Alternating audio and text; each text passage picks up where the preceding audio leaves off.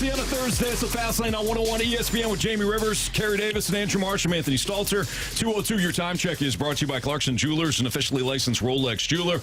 Got a great show for you tonight ahead of tonight's Blues game against the Rangers. Jamie's with us for the first 2 hours before he heads downtown to do TV work with Bally Sports Midwest, but we will get into the new look power play. We also have a Blues Q's before Jamie gets out of here, so if you want to send in questions, Blues related, 314-399-9646 is the Air Comfort Service text line. That's where you can send them. We have some Cardinal stuff, make or break season maybe for Dylan Carlson, who just got him and the Cardinals agreed to a deal that avoided arbitration. He gets $2.35 million, so we'll talk a little bit about him. But really, the biggest story nationally, locally, or otherwise is Bill Belichick, and the Patriots have decided to part ways. Adam Schefter, the first to report it early this morning. I think I was up at, 6:15 or something like that and saw my phone light up with the alert that Bill Belichick is stepping on. Not surprising. It's not surprising they decided to part ways. It seems like it was time for him and the Patriots to move on. The Patriots have an opportunity to potentially get Mike Vrabel, the former defensive linebacker for couple of the Super Bowl teams. Maybe they go after him. Maybe they go in another direction. But Bill Belichick is done in New England, and I don't think you can just say. A lot of people like to put this into one or two categories. Like he's nothing without Tom Brady, or he's just a cheater, or he's the greatest of all time. I think you have to look at all phases of this with his tenure in New England, which started, Jamie, all the way back in 2000. Yeah, I was in Boston when all that started, and it was pretty wild. That ride was pretty crazy for the first couple of years, for sure. Kerry, I'm anxious to get your take on this because, we haven't really been able to talk Bill Belichick with you yet, and he's kind of a polarizing figure depending on who you talk to that watches the NFL or is involved in the NFL. And some people love him. Some people hate him. Some people think he's the greatest coach of all time. Some people think he's nothing but a cheater. How do you feel about Bill Belichick? Well, I think he did a great job. I think, part of being a champion, whether it's coach or player, is having the team around you. When you have arguably one of the greatest players, one of the greatest quarterbacks to ever play the game in Tom Brady, that helps you win a lot of games. And that's what they did. They won a lot of games together. Not as much success after Tom left, but who is going to have as much success when you have one of the greatest quarterbacks to ever play the game? So I'm not a person that really dogs Bill Belichick as much as others may. I mean, I know you have the cheating scandal with the Rams, the Spygate. You have so many other things that people have complained about over the years. But at the end of the day, if you don't like it, beat him.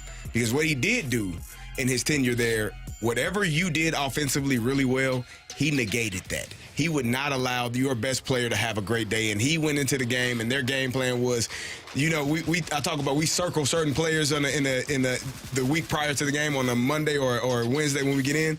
Yeah, this guy is going to be a problem if we don't take care of him. This guy, Bill Belichick, had those names circled, highlighted, and his team understood that player could not cause havoc against their team that Sunday. And so he did a great job of that his entire time. And they were champions. I don't really take anything away from what he's done in his career. Yeah, I think for me the most notable thing that Bill Belichick was able to do, and it continued to evolve throughout his tenure with the Patriots, is getting a group of highly paid professional athletes to all buy in. Yeah. That's a hard thing to do. I played on a lot of teams, and only a couple did I play on that I felt like it was total buy-in. Other times, man, the guys are paid handsomely. They think the coach is a donkey. Just get me the ball, get me my yardage, get me my sack. Whatever it is, it ups your number for the next year. They don't want to hear it. Oh, this is goofy. Do your job. Yeah, whatever. Right. But I am doing my job. Do yours. I've seen all of this stuff before. Yeah. So I think the biggest thing that he did, or the biggest thing he accomplished, was getting so many players to buy in for so many years, or at least give the look that they were bought in for so many years. And then with the threat of him moving on from them. I mean, you talk about Lawyer Malloy and Ty Law and Vince Wilfork and countless others, even Mike Vrabel himself. These are guys that eventually Bill Belichick moved on from after they meant so much to the organization. So it wasn't Jamie just them buying into everything. They also bought in knowing that he would get rid of you a year too soon, a year before maybe you should be let go, as opposed to a year too late from his standpoint. The Brady stuff, let's be real with this. Brady needed the Patriots and Belichick needed Brady. That's a fact. Yeah, look, 31 teams passed on Tom Brady in the 2000 draft, and then 31 teams passed on him again and again. And again and again until the Patriots took him in the 6th round.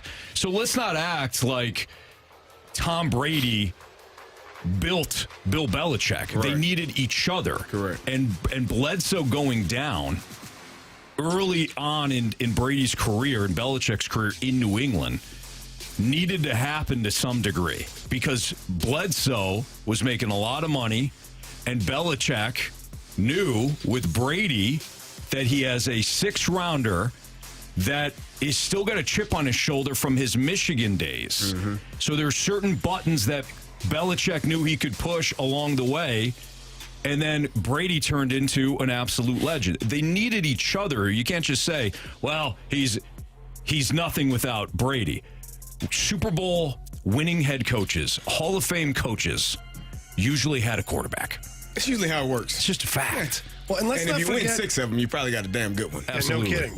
Let's not forget this, too, okay? And look, I'm a big Tom Brady fan. I think the world of what he was able to do in his career.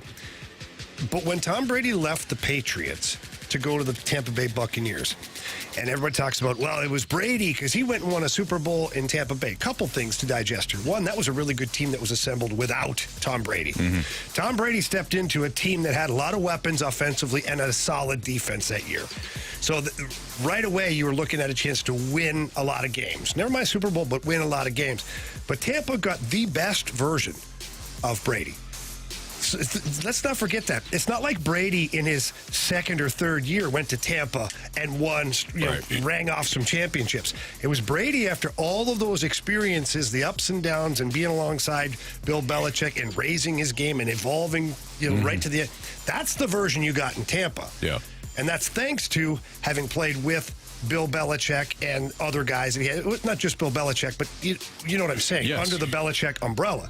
So I don't think it's fair to say Brady is the one that won the championships or that Bill was. No, together they did it. And then Brady left taking everything that he had gotten from Patriots land and brought it down to Tampa, refined it, made it his own, relaxed a little bit, laughed a little more, became more likable, in my opinion, and then they won a championship. Yes. I agree. I mean, he again, you won't have one without the other. They don't become 6-time champions without each other. Tom Brady doesn't do it by himself. Bill Belichick doesn't do it by himself. And I think you said something yesterday, Anthony, about the era that we're stepping into with all of these coaches, these prominent coaches stepping away or resigning or retiring. This is going to be a new look for the NFL, for college football. It's just, it's time. I mean, they're getting older, and I'm sure they have other things that they would like to do other than preparing for football games every week. But it's just, it's going to be a change in the landscape of what we see for football in 2024. It's just going to be a little bit different. Yeah, within 72 hours, we saw Pete Carroll get moved up to Seattle's front office. We'll see if he stays there because he seems like he still wants to coach. Belichick saving retiring, and then Belichick moving on from New England. Who's to say that Belichick can't do what Brady did with a different team, though? Right. Now, it probably won't be the Atlanta Falcons, which he's been rumored to maybe go there. I don't know if that's a right fit, but who's to say he can't win another Super Bowl and flip that narrative that some people have? And maybe we'll get into that at some point today.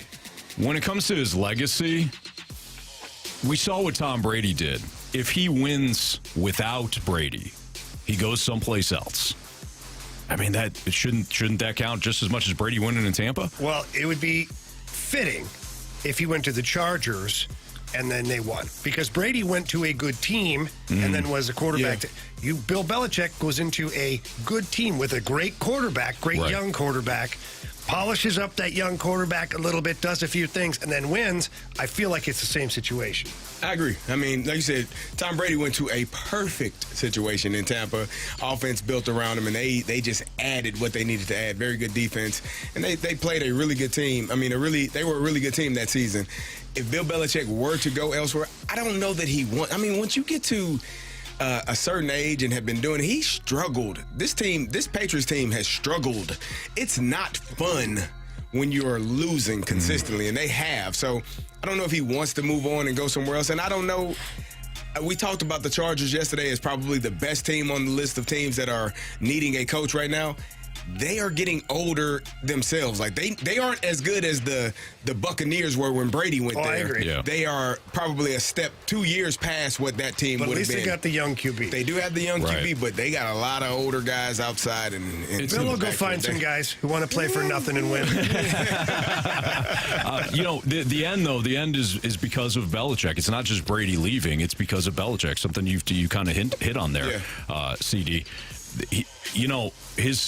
The way that he operated in New England, all the ways that he won, were also part of his demise. I mean, you can't have bad drafts after bad drafts after bad drafts and still win. I mean, Brady, I think that Belichick deserves most of the credit in the first 10 years of the Patriots dynasty, and Brady deserves most of the credit in the final 10 years. I agree with that. Why can't they just both get credit for all 20 they should. years? Yeah, I should. But if you want to kind of divvy up like who gets credit and all that stuff, that's how I would do it, because Brady, without those defenses, without Belichick spying on everybody and taking everybody's signals and all that stuff. Anthony, okay, hang on. Kerry, It does count, though. Hang on. How many teams do that stuff? Be honest. I mean, Come on, there's if intel. you can get a tell on what someone is doing. But even how many teams have accidentally videotaped something? Well, I don't know if none that I know other than the I'm Patriots. not asking you out the Steelers, okay? None that I know. The other headphones than the Steelers. going out and all that goes back to the 80s, that took 70s, place in or New 80s. England. Yeah, your headphones for the opposing team. Yeah. Like if you're on the road, your headset will go out. Just boom, second quarter. Bad connections. Have you heard Anthony's mic? It goes out almost every day. But it's funny that the we're not Patriots sabotaging it. headsets never went out. I would not, maybe. No, but I mean, I think Walsh. They used to accuse Walsh of doing the same thing in terms of the headphones and stuff. People have done that for years. We used to play I was with the Blues and we went in to play the Red Wings in the playoffs that one year. All of a sudden, we walk in and it's a freshly painted room. Said they had to do maintenance. So we walk in, the fumes are terrible. Guys have headaches. The heat is blaring. The hot water in the showers is not working. Yeah. We have like 7 towels. Gamesmanship. Oh, yeah. Scotty Bowman was a master at that. Make you feel horrible while you're in our building. He cut the bench.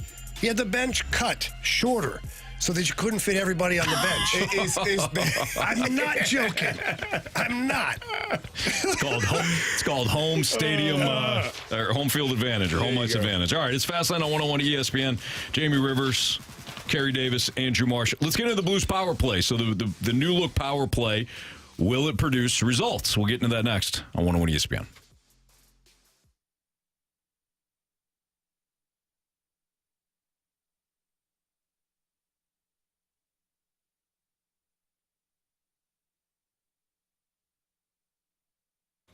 Gentlemen, when it comes to the NFL playoffs, you got to win one game at a time. But when you bet the NFL playoffs on FanDuel, one game can mean a lot of wins. FanDuel, Kerry, America's #1 sportsbook, has all of your favorite bets like the money line and the spread, plus all sorts of prop bets. Yeah, Jamie, and right now, every day that there's an NFL game, FanDuel is giving away all customers a no-sweat same-game parlay. That means you can combine all of your bets for a chance at a bigger payday. You get bonus bets back if your SGP doesn't win. Just visit FanDuel.com/fast if you don't already have an account. Yeah, and you can look at one of the games this weekend, whether it's the Dolphins-Chiefs game or maybe the Packers-Cowboys, that Rams-Cowboys, they're the Rams-Lions Sunday night game. Build your own same-game parlay or choose from one of the many that they have already pre-built at FanDuel. But you make every moment more at FanDuel, an official sportsbook partner of the NFL. Must be 21 or older and present in Illinois. Minimum 3-leg parlay required. Refund issued as non-withdrawable bonus bets, which expire 7 days after receipt. Max refund $5 unless otherwise specified. Restrictions apply. See terms at sportsbook.fanduel.com. Gambling problem? Call 1-800-GAMBLER.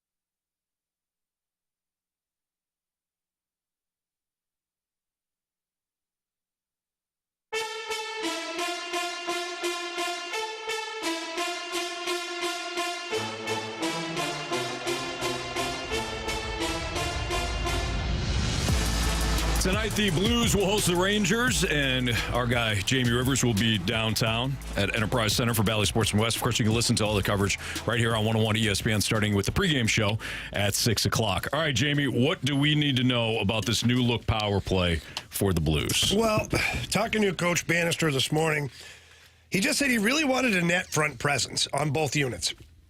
And so if you look at the way they're currently constructed, you've got Oscar Sundqvist, which is a net front presence on one of the power plays. And then you've got Jake Neighbors, who is a net front presence on the second or the first power play unit. And I think what Coach Bannister is trying to do is shot first mentality. And he said that today. He goes, if we're going to commit as a group to have a specific net front presence, we need to get pucks to the net. Mm-hmm. Bottom line.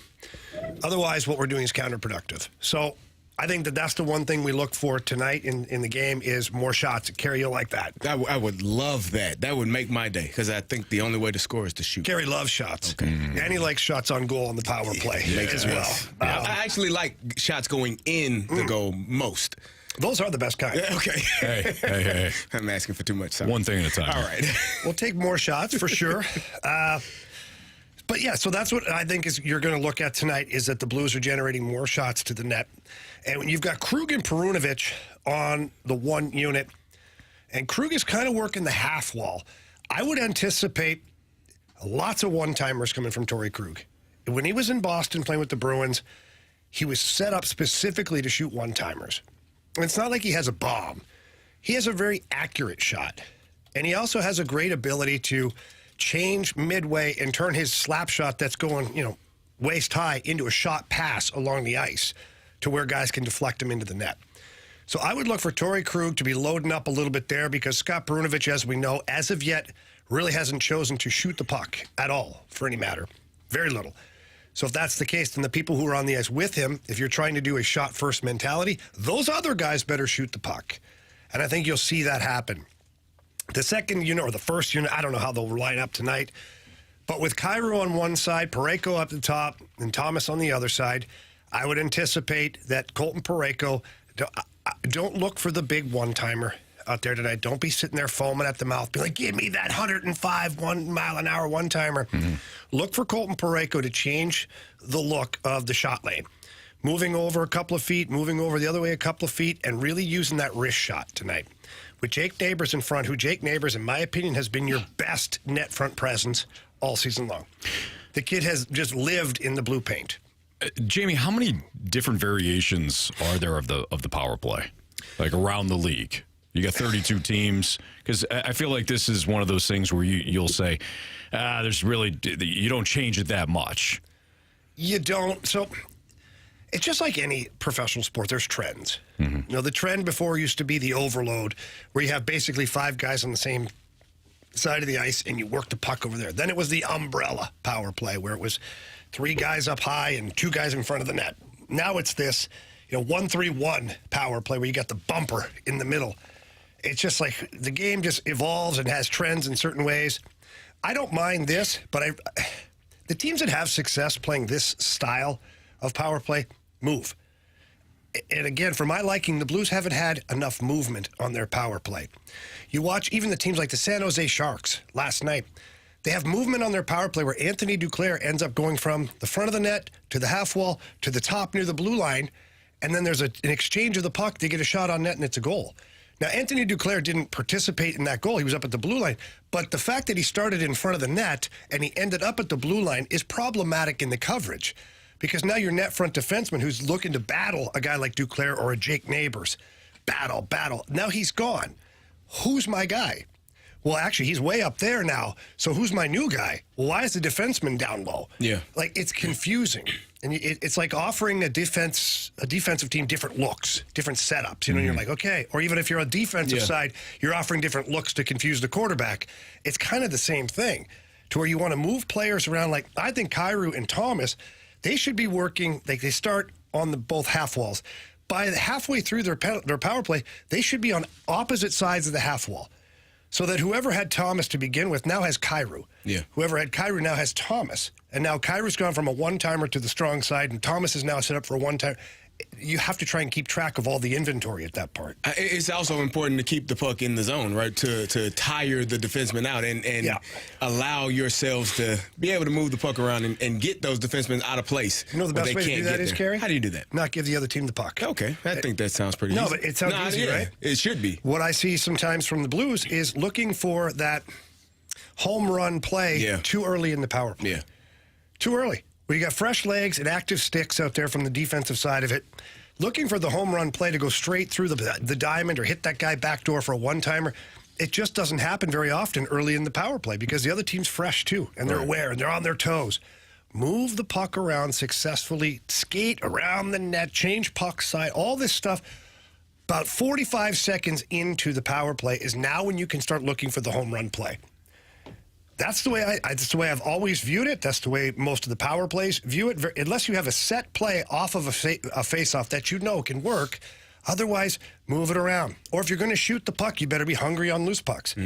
So that's important too. You get a shot on net early. Get the loose puck, move it out again. Shot on net again. Now you pass it around, and they're really tired at that point. Right. I think the frustration I have, you talk about the movement. I think in any team, in any game, if you know where the players are, it's easier to defend them. And if you're stagnant and standing in the same place, I don't have to worry about where you're going because I know where you are. But if you're moving around, you put more pressure on the defense. So it takes more communication, too. You got to talk. And when you're tired, tired brain, doesn't work well. What happens then, right? Tired brains. You make mistakes. You don't talk. You're out of breath. You can't yell. You can't find your guy.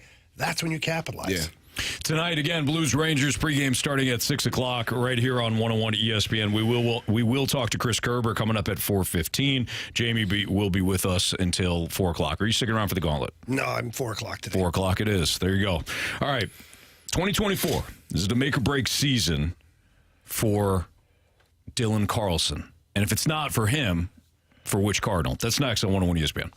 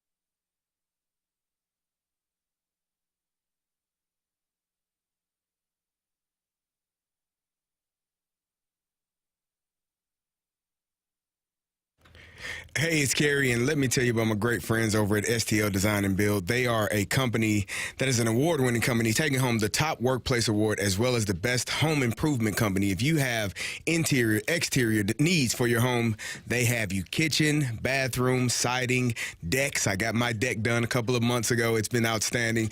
They will work with you for a fair price and make sure you get the work done that you want it done and completely and how you want it done. They have a Builder Trend app that allows you to go on and check the process of all of the work that's being done. If something is needed to be updated, you can approve it or you cannot approve it. You can go in there as simple as opening up an app on your phone and Facebook, just clicking it and seeing what you need to do and how far along they are. My project coordinator that helped me, Becky, was outstanding in that regard. She made sure that I had all of the information and was up to date every single day about what was going on with my deck. So imagine how well they will work with you. They are outstanding. The STL stands for St. Louis, but it also stands for Sky's the Limit. Reach out to them today to get your home needs taken care of at stldesignandbuild.com. That's stldesignandbuild.com.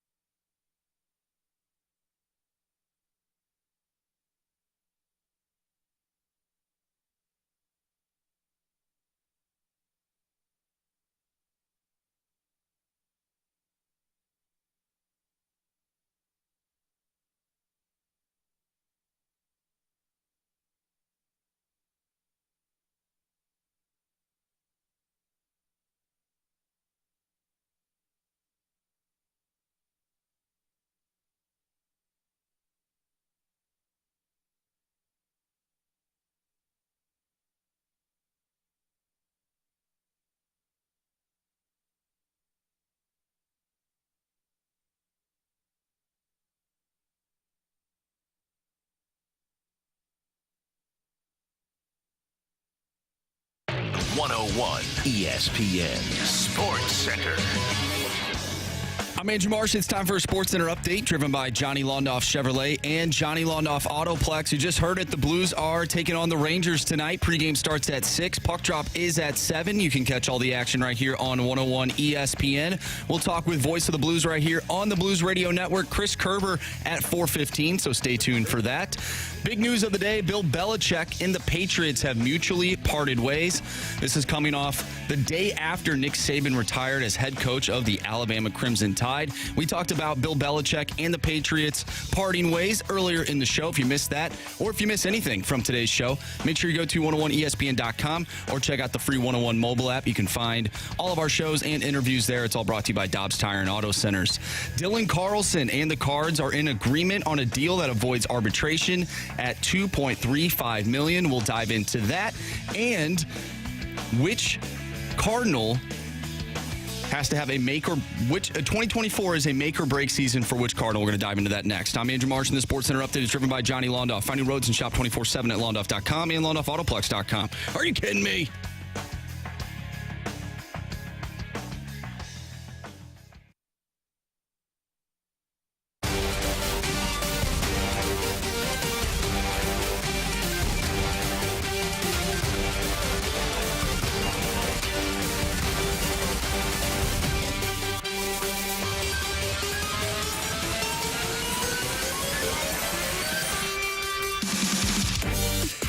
Is this a make or break season for Dylan Carlson, the center fielder? And the Cardinals agreed on a deal to avoid arbitration. He gets $2.35 million for this upcoming season.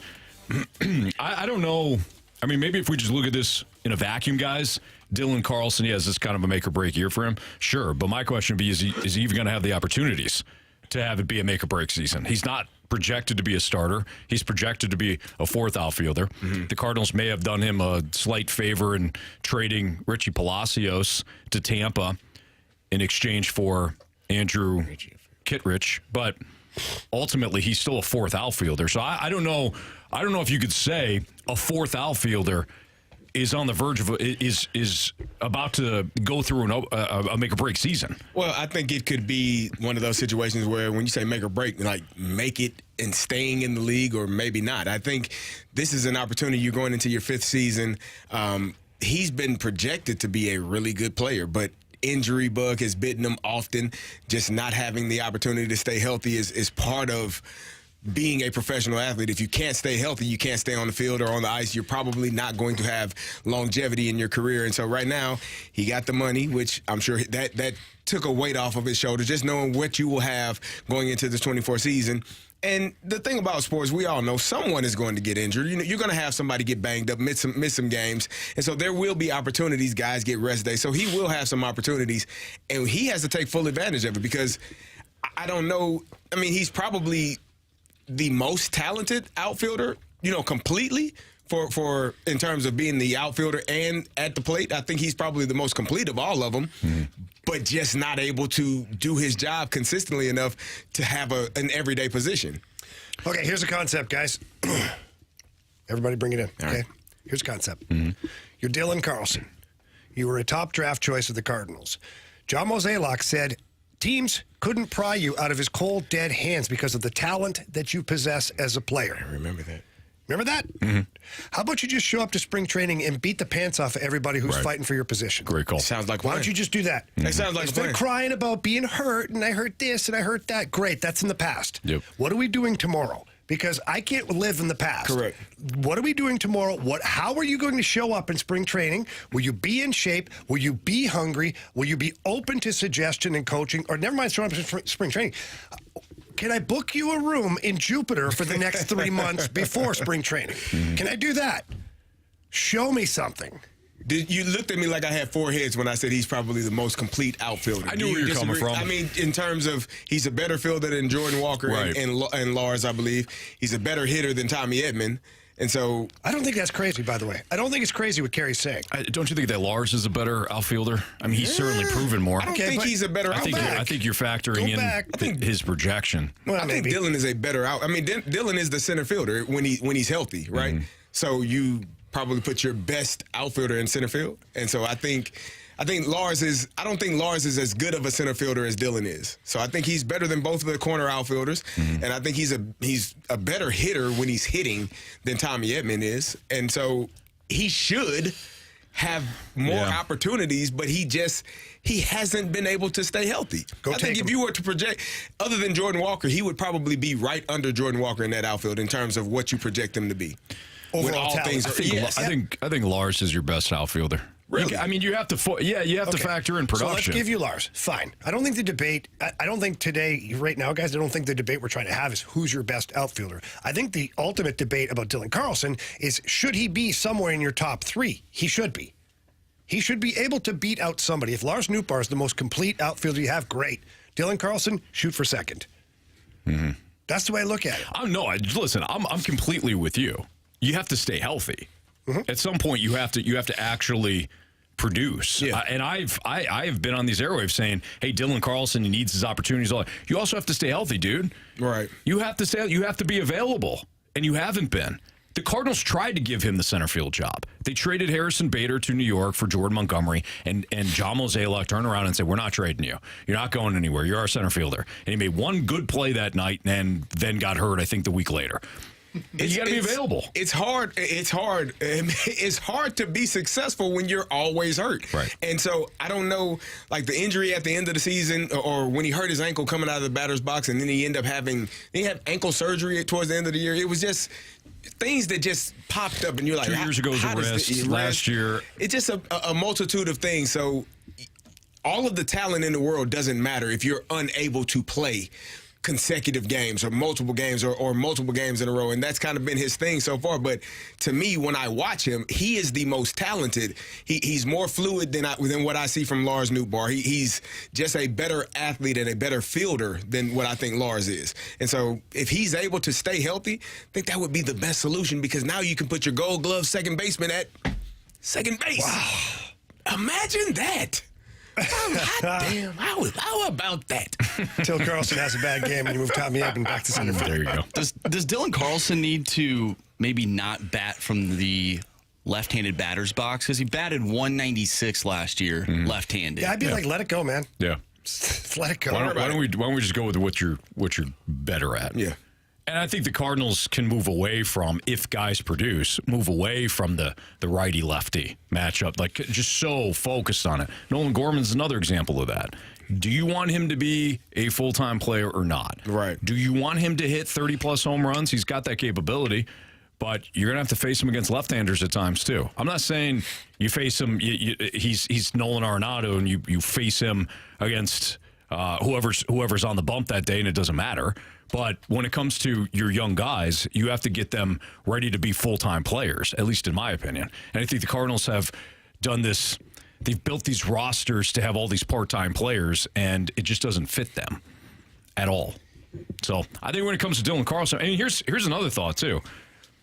If you did want to get Dylan Cease, I'm not saying they do this, but if you do want to get Dylan Cease and the cost is Nolan Gorman and prospects, you could do that. You could get Dylan Cease. You can move Tommy Edman back to second base and have Dylan Carlson be your starting center fielder. When you got Victor Scott just lurking in the weeds too over the next year and a half. Mm-hmm. Yeah, so, how far away is he from everybody seems to think that maybe not this year, but maybe like a Mason Wynn appearance at the end of the season. Sure. Yeah. Well, the 314 makes a good point. Dylan Carlson is an insurance policy for Mason Wynn. What if Mason Wynn doesn't produce at shortstop? Sure. You move Tommy Edman back to shortstop.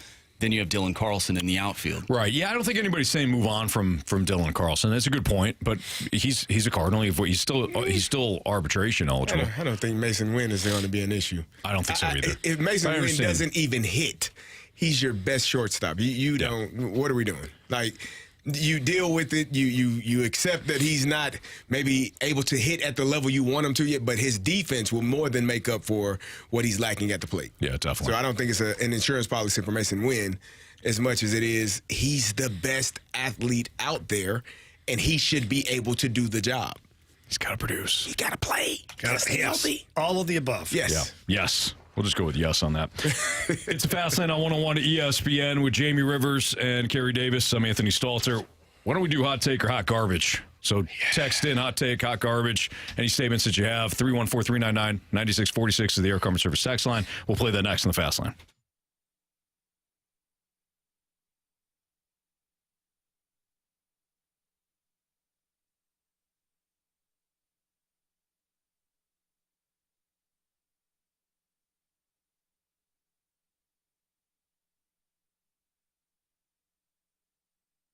Now, during Staples Print Big Sale, get $20 off your print purchase of $100 or more, $50 off your print purchase of $200 or more, and $100 off your print purchase of $300 or more. So the more you print at Staples, the more you save. To demonstrate, print at Staples, you save. But if you print at Staples, you save. See how that works? Staples Print Big Sale. Print more, save more. Up to $100. Ends 2/10. Visit staples.com/print for details. O'Reilly. Did you know 1 in 4 car batteries is weak and needs to be replaced? O'Reilly Auto Parts will test your battery for free. If your battery needs to be replaced, our professional parts people can help you find the right Superstart battery for your vehicle and budget. Don't wait. Get your battery tested for free today at your local O'Reilly Auto Parts. O'Reilly Auto Parts.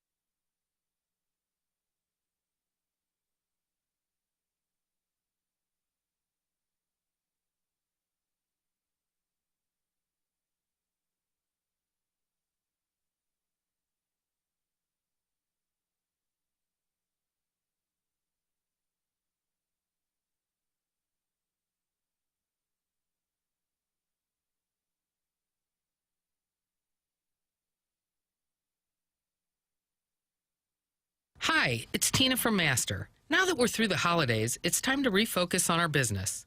Have you been putting off upgrading your business phone system because you're afraid of the cost? Or maybe you just think if it's not broke, don't fix it. Well, if you give Master a call, we'll show you what you're missing, and we might just save you some money. Today's technology offers tools we could only dream of a few years ago, and there are no out-of-pocket costs to get started. Call us today at 314-997-9007 or visit massstore.com.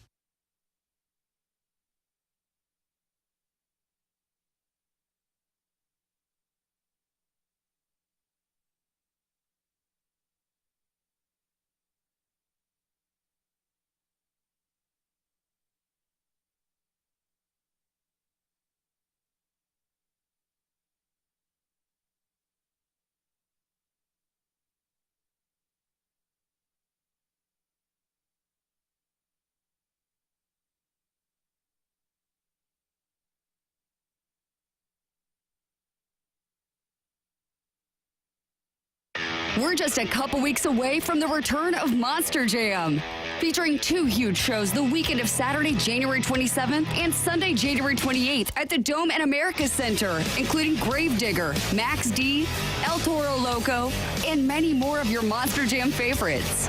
Get all of the info and get entered to win a free family 4-pack of tickets for Monster Jam right now, either at 101ESPN.com or on your 101 mobile app.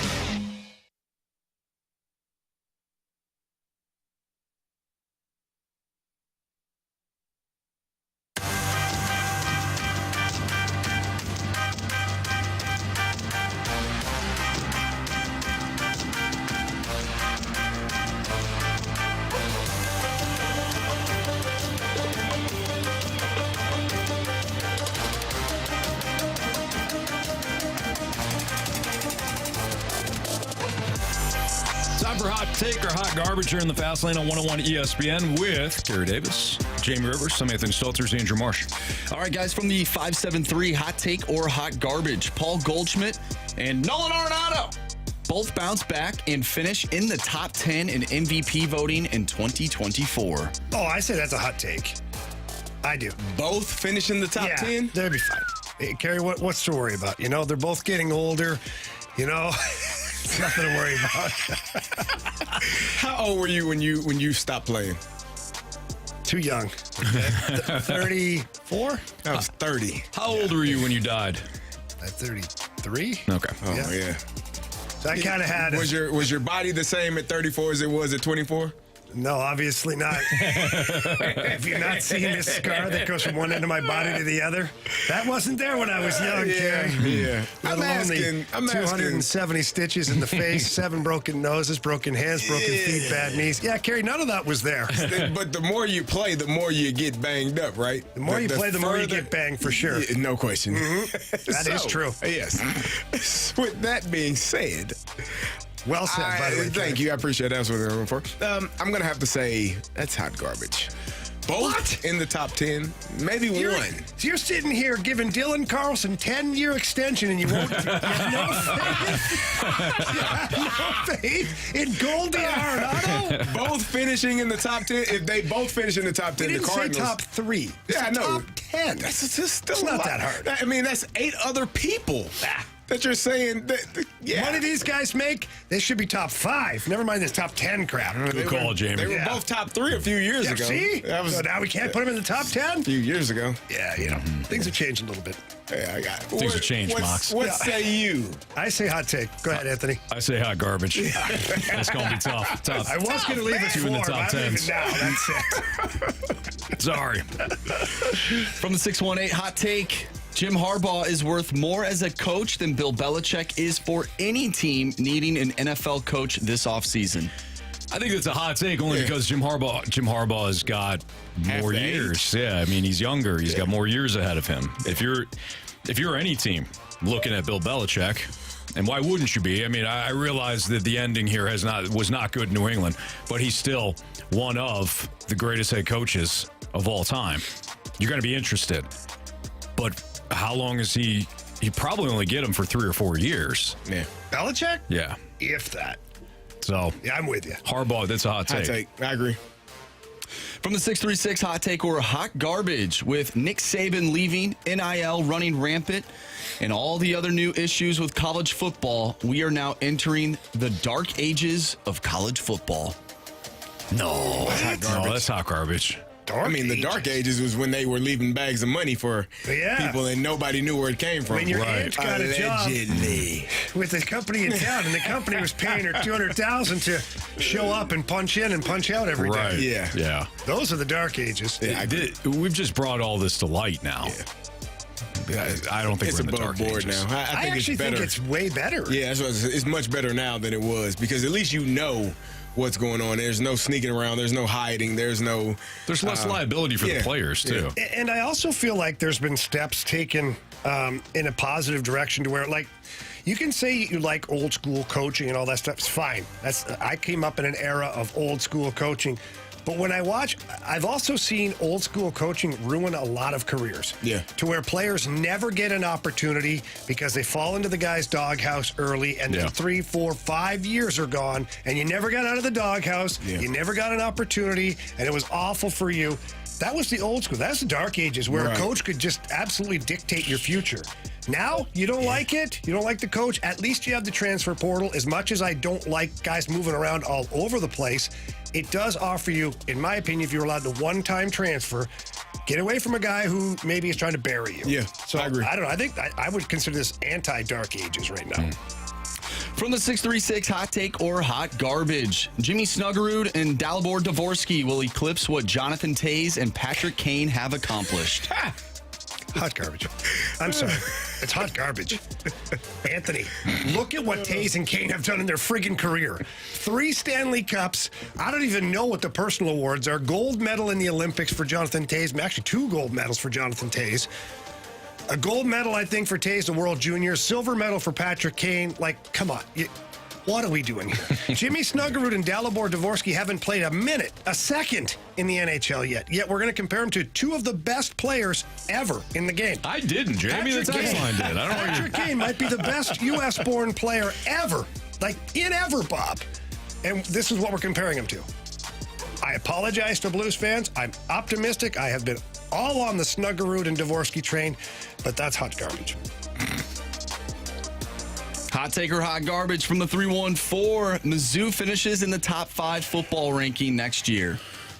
I think that's a hot take. I think they're more than capable of making a deep run. I know Carey doesn't believe it, but Carey is jaded and what did I say? A little bit. Yeah. It's unfortunate because his daughter goes there. What did I do? His daughter goes to Mizzou. I didn't say And anything. I was just listening to the question. While he mails in the checks for the tuition, clearly he doesn't bleed black and gold. Definitely. Well, kind of. Oh, wow. That's true, Anthony. Do you or do you not? I do, but it's a Pittsburgh version. And a Hazelwood Central version of black and gold, and a Matthews Dickey version of black and gold. Pick and choose. If you bleed black and gold, I think you bleed black and gold. I think so, too. Mizzou's schedule sets up pretty favorably for them next year. I think so. I agree. They can make. I don't think that there's a lot of pitfalls there for Mizzou to fall out of a playoff spot. Certainly, I think they're a playoff team. And then who knows? I mean, you get in the top 5. You're hosting a playoff game next year. I think this upcoming season is going to be fantastic. They should be in the final 12. If they're not in the final 12, then this was a terrible season. Yeah. That's how I would view that, because they had a great season this year, and you have as you said, a favorable schedule for 24. If they're not in the top 12 fighting for an opportunity to win a national championship, then this was a bad season. You got key players coming back. Yeah. You've got more talent because of the transfer portal. You got the number 1 offensive lineman, the number 1 offensive tackle through the transfer portal, the kid from Oklahoma. Yeah. So that kid's a moose. Yeah, you're set up. My goodness. You're set up for success. This is why you have to eventually start winning as a program. Drink did. You won all the important games, save for the Georgia and LSU game. Yeah. Wound up making a bowl. You beat Ohio State. I don't care what version. They beat Ohio State. By the way, Marvin Harrison Jr. is going to the NFL. Yes. And then you get to reap the rewards. Kids want to come here. Kids want to go to Mizzou. They want to enter the transfer portal. What are you laughing at? 636. Yeah. Mizzou just has to get in. Anything can happen, boys. Anything can happen. It can happen. Hot take or hot garbage, John Tortorella makes up for his tough coaching with how he sticks up for his players off the ice. Hot take. And if you don't know what we're talking about, the whole Kevin Hayes thing, I'm sure everybody's read about that, where Kevin Hayes' name got dragged through the mud by a reporter who had absolutely no factual information about it at all. And let's paint the picture here. Kevin Hayes and John Tortorella were like oil and water in Philadelphia. They did not get along professionally. They both had different versions of how he should play the game. Sure. So that's why this is even more incredible. Is John Tortorella last night after the Flyers game stands at the podium, waits a minute, and says, "Hey, who's the guy here that said that stuff about Kevin Hayes? Nice. That started that stuff with Kevin Hayes?" And he's like looking up, finally somebody goes, "I am." "You are." And he looks at the guy, and he goes off. Goes off That's on the awesome. guy. He goes, "You think Kevin Hayes would do that to this club?" He's like, Kevin Hayes and I did not see eye to eye. I'm paraphrasing a little bit here. Yeah. But he's like, he's a good man. He goes, "That's a good man. And what you've done is wrong." He goes, "You've got sources." He goes, "Bull spit." That's incredible. And the guy had nothing. If the guy would have said, "Oh yeah, I've got sources. Here's my sources," or "Talk to me later." If it was me and I knew I had sources, I'd be like, "Okay, Tortorella, I got you. Let's talk later." Right. You want sources? I'll give them to you. Yeah. But he didn't. So this is just a version of a coach that tough love for his own player, maybe even didn't like each other at all professionally. Right. But I talked to Kevin Hayes this morning, and I was laughing. I go, "Hey, who had Torts defending you on their bingo card?"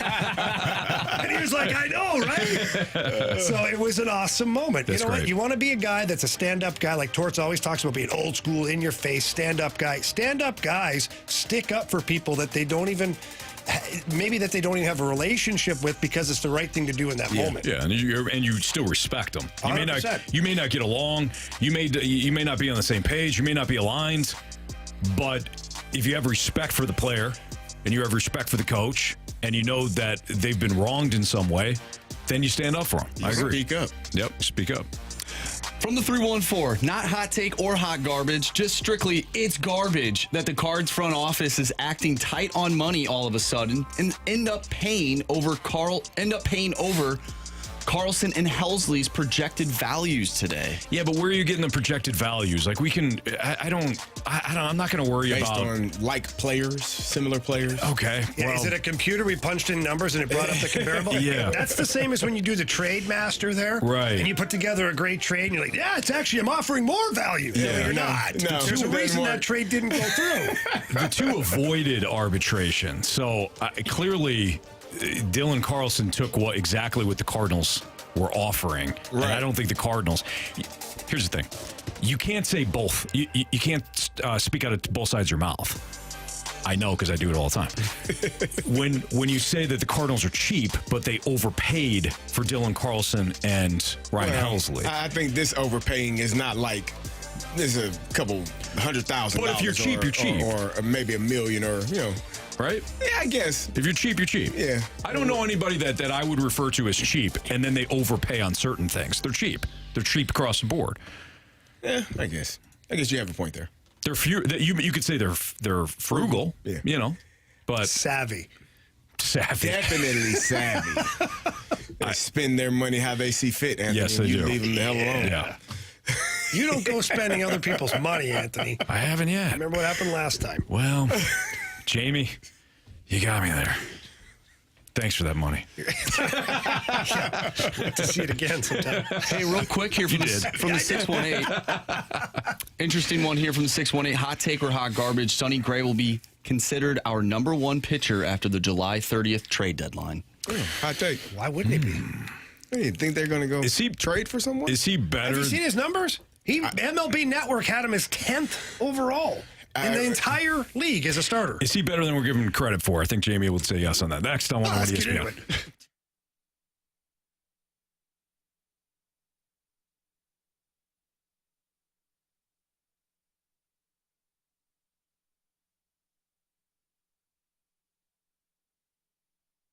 Hi, it's Randy Carricker, and do you need to sell your home but need time to find your next home or build that new construction home you've only been dreaming about? Well, Gloria Liu with Your Home Sold Guaranteed Realty, St. Louis real estate expert, has a program for you. Gloria understands that those are two issues keeping would-be home sellers from moving into their dream home. Randy, that's right. Gloria Liu has developed her Sell and Stay program that allows you to sell, get your cash, and then stay in the home for up to 12 months.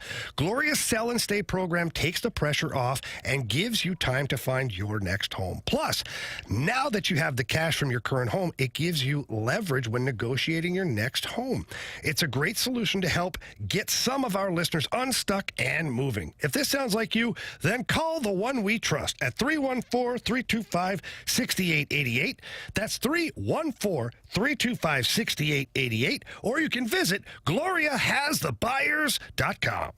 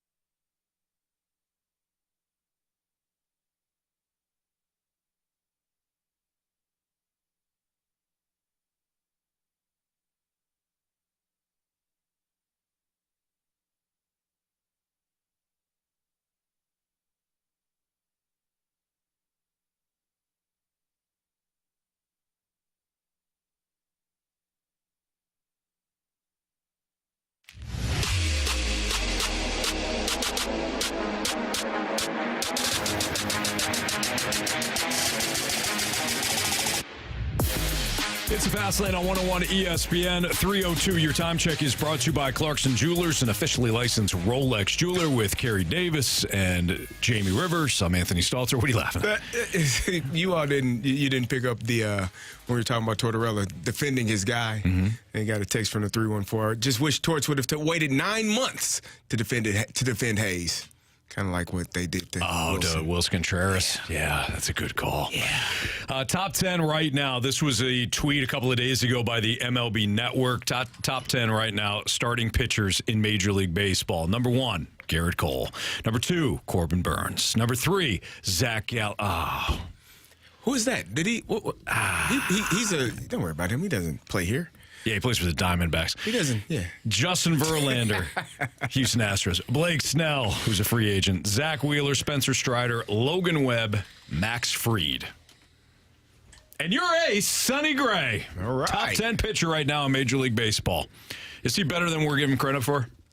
Sonny Gray? Yeah. I think so. Just look, if he's... Sorry, my mic is acting crazy here. If Sonny Gray is projected by MLB Network, which is not the end-all, be-all, but these guys don't just loosely just throw around, who their top guys are. If they've got him in the top 10 starting pitchers, I'm sorry, but that identifies him, if at least, as a number 1. Mm-hmm. I won't say ace, fine, but fine. Yeah. I'll go number 1. You know who's not on that list? Steven Matz. Aaron Nola. Aaron Nola is not on that top 10 list. How do you think that happens? Do you think they're just so stupid that they forgot to add Aaron Nola to that list? No. I would disagree. I think what they've done is they've taken a look at the pitchers throughout the entire league, and this is not Cardinal skewed. Mm-hmm. This is nationally. Aaron Nola's not on this list. It's a good point, Jamie. And we were ready to give the keys to the kingdom to Aaron Nola. Well, you were. No, everybody was, Anthony. He's an ace. He's your guy. You hand him the ball. Maybe he's played more relevant games than Sonny Gray. Fine. But if you look at the numbers and the stuff and the projections and all this other crap, even you go back even just last year, Sonny Gray was better. My overall beef isn't with Sonny Gray at all. I want to see Sonny Gray paired with another top-end starter. So when we talk about Sonny Gray, I'm not trying to slight his accomplishments. I like Sonny Gray. To me, it's a Sonny Gray and, okay, who else are you pairing with him? It's a conversation about this starting pitching overall, the starting pitching as a whole. Do you feel like thank you. Most of the teams have a 1A, 1B type of player? The teams that are the contending teams, right? All contenders have a 1, 2. Right now, we don't necessarily have that. It's kind of like the power play conversation, right? Okay. That we had yesterday. Yeah. Can you have a power play this bad and make a deep run in the playoffs? Quote Jamie Rivers, you won't be in the playoffs. That's right. Maybe it's a little different because you play in a crap division that you can make the playoffs with Sonny Gray or just one guy. But if you want to win a World Series, if you want to just compete for a World Series, you have to have a 1-2 or formidable 1-2. You get in a short series. Look what the Phillies did to you 2 years ago. Yeah, they brought out their 2 best players. Aaron Nola, Zach Wheeler, shoved. Did a really good job. And we talk about pulling Jose Quintana, and we could talk about Ryan Helsley blowing up and all that. You had one run. Great. In that game. Yeah. Because Aaron Nola shoved, and then Zach Wheeler shoved, or however it played out. I can't remember if Zach Wheeler started game 1. I think it was Nola, though.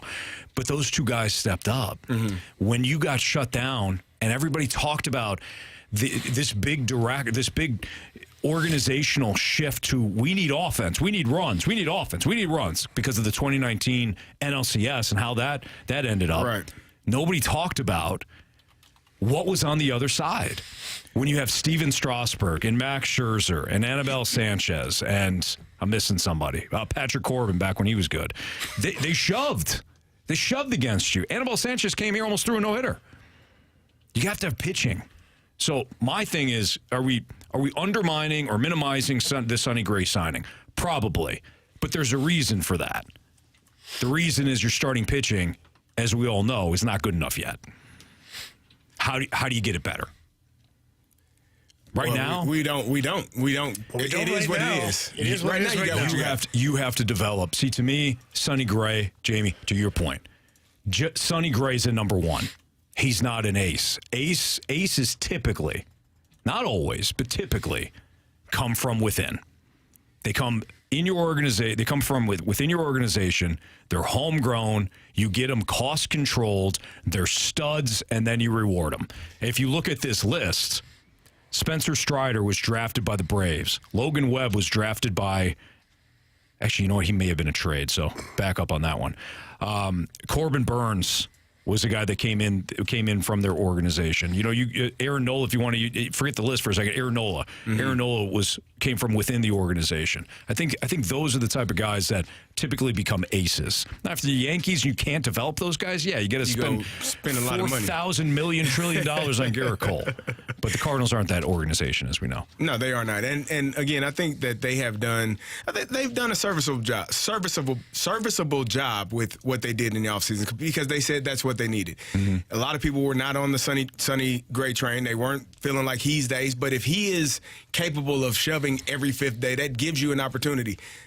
My biggest concern is the rest of the staff, like your 2, 3, 4, who should be Gibson, Miles Michaelis, and Lynn in some type of order. Yep. Those 3 guys gave up a lot of hits last year. They were top 5 in hits allowed. They were top 5 in earned runs allowed. And so that's a concern for me because if you got one guy pitching really well, 2, 3, and 4 have to be able to back that up on those days. So I'm interested to see how it all plays out for the Cardinals because, again, pitching, I was probably on the mindset that you got to get guys that can hit. You got to get guys that can do this. You got to get – and then I watched the World Baseball Classic, and I watched Shohei Ohtani face some of the best hitters in the world.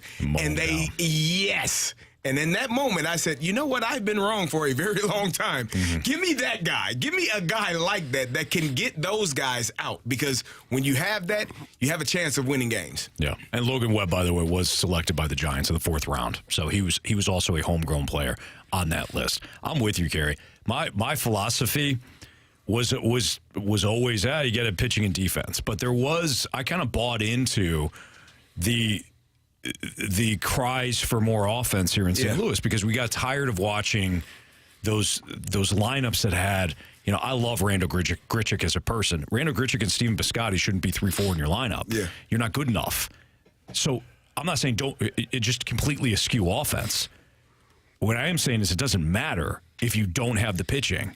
And that's exactly what happened last year. I don't know if it's as simple as if you don't have a quarterback, you don't have anything, but if you don't it's kind of in that vein. If you don't have 1 or 2 pitchers, preferably 3, that you know can go out there and take care of their business, you're going to struggle because it's that important. Every 5 days, one of those guys have to be at the best of their ability, and if they aren't, you can have days where guys slump. But if your pitchers slump every 5th day, that's problematic. Let's look at it this way. If you guys had an option of having the best offense in the league or the best pitching staff, what would you take? I would probably take the best pitching staff. So would I. Yeah. It's not, honestly, wouldn't be close. It was, again, we all like to see balls hit out of the park and hit in gaps and guys run and do all of those things. But if you are unable to prevent that on the other side, you're going to have a long season. That's what the Cardinals had last year. 91 times they weren't good enough because of pitching, because of all of it, but mostly because of the pitching. Well, it was a terrible combination. It was awful. You couldn't get the starting pitching, and then you had some guys that were pitching well on the backside. Then you couldn't get you started to get some okay starting pitching, and then you handed games back with all the bones. Right. At no point in time that I can remember did you have both sections of your pitching staff going at the same time. At the same time. Yeah. There was no cohesion there. You're absolutely right. I think about, you know, we're talking about run prevention. We're talking about defense, not defense within the, you know, when the ball's put in play. I'm talking about run prevention overall, goal prevention. There's something to, Carey, we use this with your Steelers. There's something to having to go into Pittsburgh in January, knowing you're going to get crushed. Physically, you're going to get pounded because the defense is going to be so good. Or going into Baltimore in January, knowing that defense is going to rough you up. Right. There's something to that. It's a mindset. Exactly. Yeah. So when you have like an outstanding pitching staff and you're an opponent and it's October and it's cold and that pitching staff on the other side is outstanding, it's suffocating. Right. Think about like defense in basketball. It's suffocating. I think it's harder to hit consistently. I mean, if you You get a hit every go up and down. Yeah. Right. 300, you are probably a Hall of Famer. Right. It's that hard to be a consistent hitter. Whoa. Don't worry about average. You just need slug, baby. Slug. Listen, I'm well past that. Now, I stand by batting average. No, a lot of people don't. Kerry, you look like a guy to me that appreciates a good bunt. Oh, yeah. Sacrifice bunt. To the club, man. baby. Sign me up. I'd love to hear that. Move the run over, why don't you? How about it? Please. Love a good bunt. Love a good sack bunt. Yes. Love a good do. sack fly. Yeah. You and those Hey, run sacks. scores. Love 'em. Love them, don't they? Bring him Happy in sacks. from third. All of that. Love sacks. You ever sit on one of those I've things? seen the love sack. Yeah, Man, they're big. they sure are. Are we still talking about? I don't know. Yeah, but you can empty them too, and then they're smaller. That would make Yeah, there's sense. a lot of foam inside. Yeah. Just look it up. Look it up on Google. They build back up. Yeah, you can fill it back up. Okay. Yeah. It's Fastlane on 101 ESPN. We got our Blues Cues coming up next. 314-399-9646 the Air Comfort Service text line. Any Blues-related questions, send them in.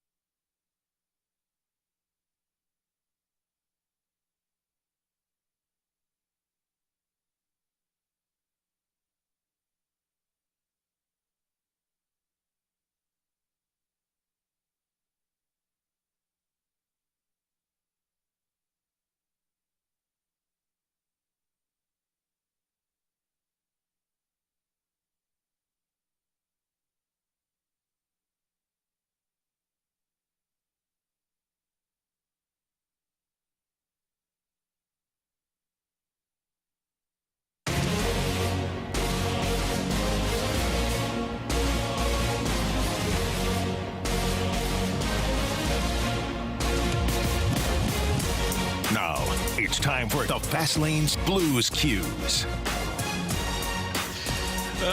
It's a Fast Lane on 101 ESPN. We should have a camera in here. No, we shouldn't. Gary, we talked about this. No, we shouldn't. Read the breaks. Sometimes. Poor Anthony would be without a job. Yeah, it would, because the boss would be like, you know how they are. Wrangle them in. All right, let's get to some Blues cues. What do you got, Marshall? All right, from the 636 per Frank Saravalli, Jacob Chychrun is a possible trade target from Ottawa since he only has a year remaining on his current deal. Do you think the Blues would look to trade for him since they were previously linked to him when he was in Arizona? Plus, at 25, he fits the age range Army is looking for right now as well. So where does his money fit in, though? That's the problem. So unfortunately, in today's NHL, you have to play the math game, too. And although the salary cap will go up, it's not going to go up $7 or $8 million. And it's going to cost you $7 or $8 million to sign this guy. Right. Which is why, and I don't truly believe that Ottawa is actually shopping Jacob Chychrun. He's a left-handed shot defenseman, skates well, runs a power play, penalty kill, 23, 24 minutes a game. Like, you don't just shop those guys. You build around those guys. Now, the emergence of Sanderson on defense and with Thomas Chabot, you have a lot of cooks in the kitchen at that point. But I don't see the Blues being able to put their toes in the water at all with four guys in their top four that have no trade clauses. That's what I was going to ask. Where does he fit? Where do you put him at if you got all of those guys? Like, let's play this game for a second. Okay. Let's say the Ottawa Senators hire Craig Berube as a coach. He's been rumored to Ottawa and Toronto. If they falter, those are two teams that have talked about Craig Berube possibly. Would somebody then waive their no trade? Because now you're going to go to a team that is trending upward, probably trending upward more quickly than the Blues are. Okay, they had a bad season this year, but they have a lot of talent that they're building off of. All of a sudden, you go and you're a top four defenseman with the Ottawa Senators under Craig Berube, who you had a lot of success with. Maybe then it's attractive. Maybe then the Blues go, okay, we'll trade you defenseman X, Y, or Z, who's close to the money that you're making, and you send us Jacob Chychrun, and then we try to re-sign Jacob Chychrun. That's an outlandish, what would you call that? Conspiracy theory? Yeah. One of those things? Sure. Okay. Love a good conspiracy theory. Yeah. But otherwise, in my opinion, and you guys can disagree with me, in my opinion, you can't fit his money under the cap. Gotcha. I'm with you. Thanks, Anthony. It means a lot. It really does. I feel like especially when you give me that thumbs up. Now I know you're serious. I feel like the only way that this could happen is if someone goes on LTIR. Why are you hurting somebody? Yeah, come on. I'm not. I'm just saying. Why would you wish that? The same guy tried to get Berube out of our first goal. And the same guy earlier talking about Dylan Carlson staying healthy. Now he wants another guy hurt. I mean, I never said that. Yeah, Marsh, at some point, I know this show is loosey-goosey sometimes, but you better have some integrity once in a while. Yeah. This is embarrassing. I'll have John Tortorella call you. Yep. Mr. Integrity. He called me out unprovoked. Unprovoked. Wasn't that great? That's what that guy wrote on Twitter. The guy who said that about Kevin Hayes. No, you didn't. Hang on. Man. To go back now to that conversation we had, that guy who said that stuff about Kevin Hayes, when he got called out by John Tortorella in front of all the media, he went on Twitter and says, oh yeah, Torts outed me unprovoked. Unprovoked. I think you provoked it yourself. Bro. I think you started. I did nothing. That would be nothing at all. I had a dad moment. That's like when your kid is like doing something that's totally disobedient, gets disrespect, and then you get mad and raise your voice. What? Hey, Dad, you're acting crazy for no reason. What, am I? Dad, are you okay? And you don't know what crazy is. Sorry, guys. I'm with you. That's hilarious. Hands thrown up for me. Oh, what? Yeah, what? Whoa, Dad, why are you acting that way? Really? You basically told me to go blank myself. Not in those words. But I'm going to react. What's wrong? Stop yelling at me! All right, from the 618. Do you think the Blues could or should pick up Corey Perry for an offensive boost? No. Bottom line, no. Next. Not the right player. I'll leave it there. All right. On the ice? Just leave it there. Okay. It has nothing to do with the mom's trip. When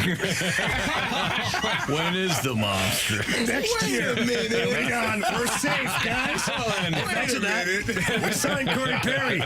This year's the dad's trip. No, look, Corey Perry.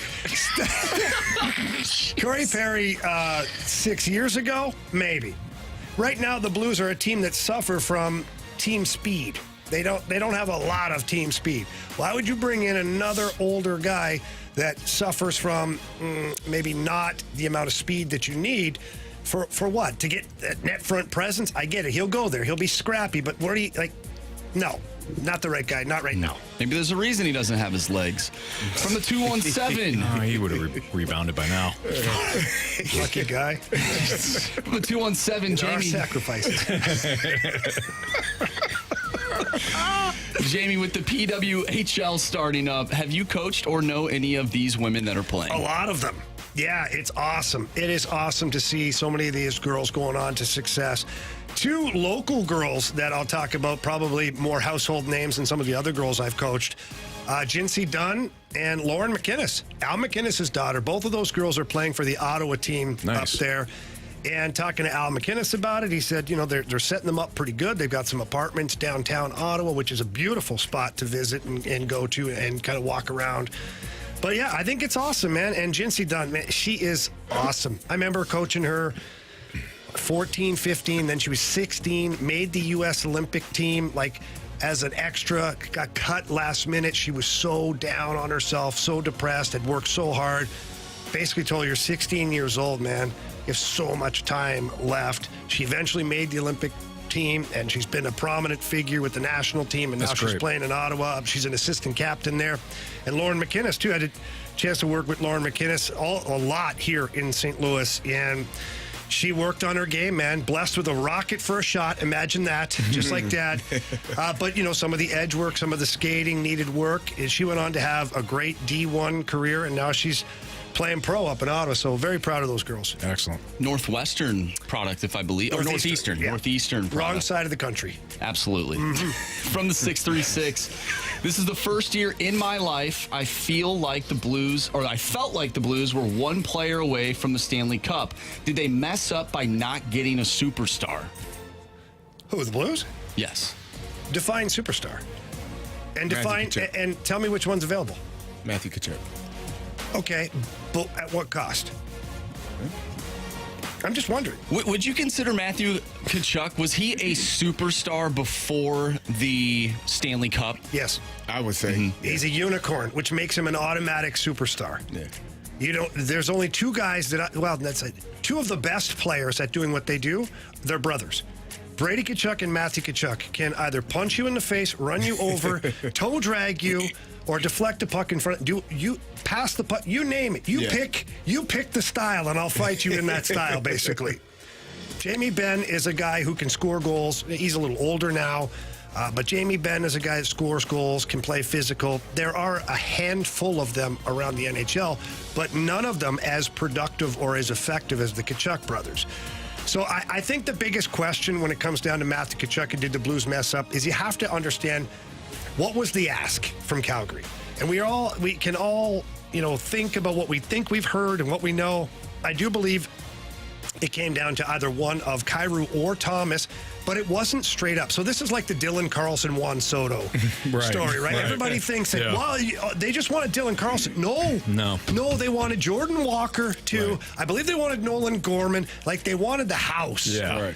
So when you talk about the Calgary Flames, did they want Perunovic? Did they want Kyrou? Did they want Zach Bolduc? Did they want a first-round draft pick? Like, how much did they want for you to go, this is going to hurt?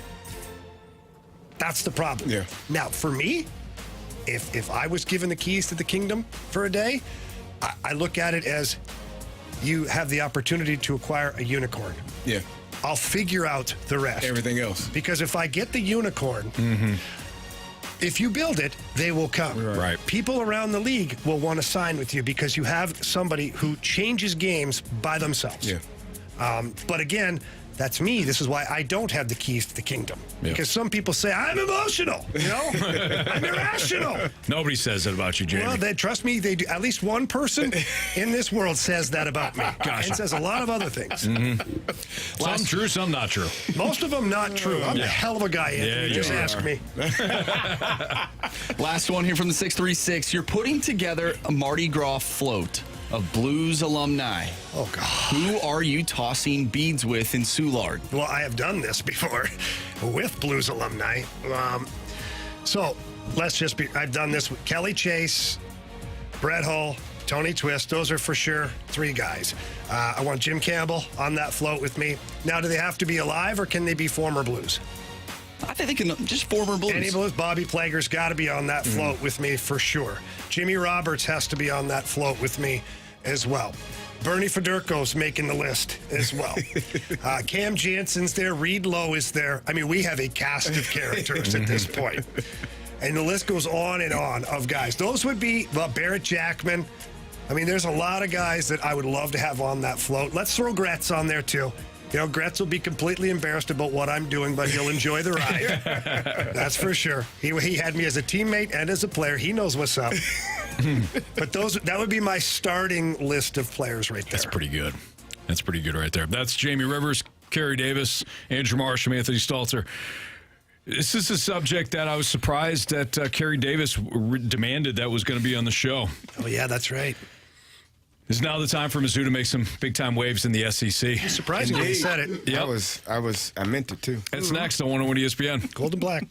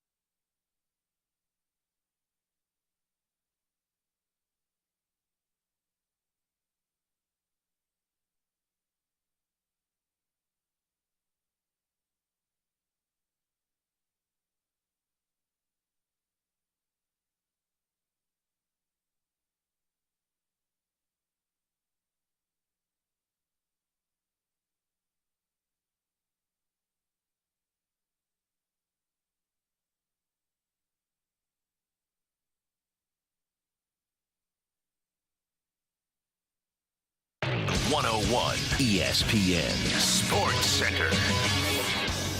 I'm Andrew Marsh. It's time for a Sports Center update brought to you by Saliga Heating and Cooling. The Blues are back in action tonight, taking on the New York Rangers. Pregame starts at 6. Puck drop is at 7. We'll talk with Chris Kerber at 4:15, so stay tuned for that. Once again, Blues Rangers tonight right here on 101 ESPN. Dylan Carlson and the Cards are in agreement on a deal that avoids arbitration at $2.35 million. We talked about that earlier in the show. If you missed that, or if you missed anything from today's show, make sure you go to 101ESPN.com or use the free 101 mobile app. Head to the podcast page. You'll catch all of our interviews and full shows there. And it's all brought to you by Dobbs Tire and Auto Centers. And the big news of the day, Bill Belichick and the Patriots have mutually parted ways. This comes a day after Nick Saban retired as head coach of the Alabama Crimson Tide. It's now the time for Mizzou to make waves in the SEC now that Nick Saban is out in Alabama. We'll talk about that next right here in the Fast Lane. I'm Andrew Marsh, and the Sports Center update is brought to you by Saliga Heating and Cooling, the independent American standard heating and air conditioning dealer.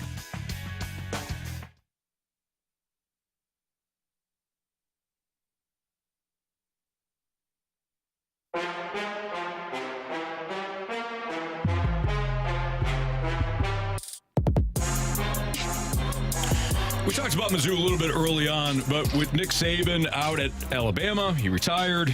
The playoffs now expanding, the playoff field expanding. What they did in the transfer portal, obviously what they did last season.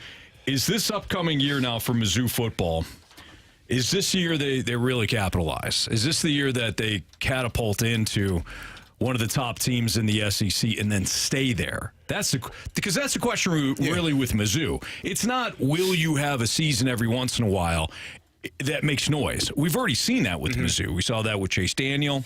I'm only going to go back to the Chase Daniel days, okay? I'm not saying... Don't forget Gene Stallings. I know, but... I feel like I do this sometimes.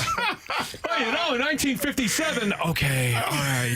Anthony, it's just better not to leave anybody off the list. I know. People get really hurt. The feelings. They don't like your lack of respect towards us. And you know what? Your feelings matter. All right? Yes. So if you got upset with me yesterday or the day before or the day before or really every show that I've ever been on, your feelings are hurt, that's a you problem. But when it comes to Mizzou...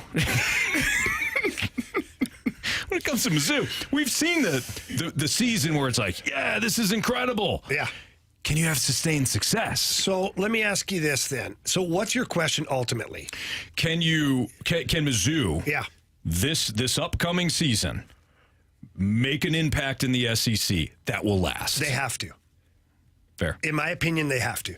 With the recruiting classes that they've had a couple of years of making some noise with picking up some big recruits, then annihilating the transfer portal the way they have, getting into the top 10 this last season, they have to. Mm-hmm. If they falter and they don't make the college football playoff next year, that is a massive miss. That is a lot of work that's been done for nothing. Yeah. So in my opinion, they have to make the playoff next season, and it's not asking a lot. I'm asking them to be in one of the top 12 teams. I know it sounds like not, but they're top 9 this year, and you're supposed to be even better next year. Yeah. I think this is probably the hardest time in a program, right? You have the really good. It's hard to have that consistency and building on it year after year after year. And that's why I said if they don't go and finish in the top 12 next season and are in the college football playoffs, then that's taking a step back, seeing how well they performed this year. You would assume that building off of that, based on the players that you have that are returning, most of the coaching staff is returning. The defensive coordinator will be new. But all in all, it's pretty much your star players are here. They're going to be back. And so if you're unable to build, it's difficult, though. This is a transition period where it's one of the toughest times, that first really, really outstanding season going into the second year, because what happens, I've been a part of this. We won the Big Ten my sophomore year. We went 5-6 the following year. Oof. Because what happens is you get players who start to feel themselves a little bit. Maybe the recruiting now, you're not going for guys that are grunt hard workers. You're going for the big name prospects, and some of those guys are good, and some of those guys ain't as good as you think they're supposed to be. So you go out and you recruit kids that are not, may not have the work ethic that you're accustomed to recruiting. So all of those things start to take place. And the shift happens in that locker room. And if guys are not bought in completely, staying dialed in, staying locked in the entire time, it's a tough thing to continue that success. But this is a critical moment for Mizzou football. This could be, an 8 to 10 year run that allows them to be a top 10 nationally ranked program. You think that long? If you do it right, okay. yeah. If you do it right. I'm asking because I don't know. There's so much talent in St. Louis and the surrounding areas, East St. Louis, Belleville, all over the metro area, and then out in Kansas City and those different parts of the state. There's an opportunity here for them to be really, really good. But this is the most critical part of that opportunity, in my opinion. Well, this goes back to the whole culture thing, too, yeah. Kerry. What you just said about Illinois. You doing what you did, what you said, your sophomore year, yep. And then the following year, it just wasn't the same. No. You have to get players that are going to be hungry, that understand the culture, that want to play for the front of the jersey as opposed to the name on the back. Like, you need guys that understand what you're building. This is why when we talk about Bill Belichick and people say, well, he's nothing without Tom Brady, you don't know what the hell you're talking about. Right. You really don't. He built a culture there. Did it help having Tom Brady? Of course, absolutely.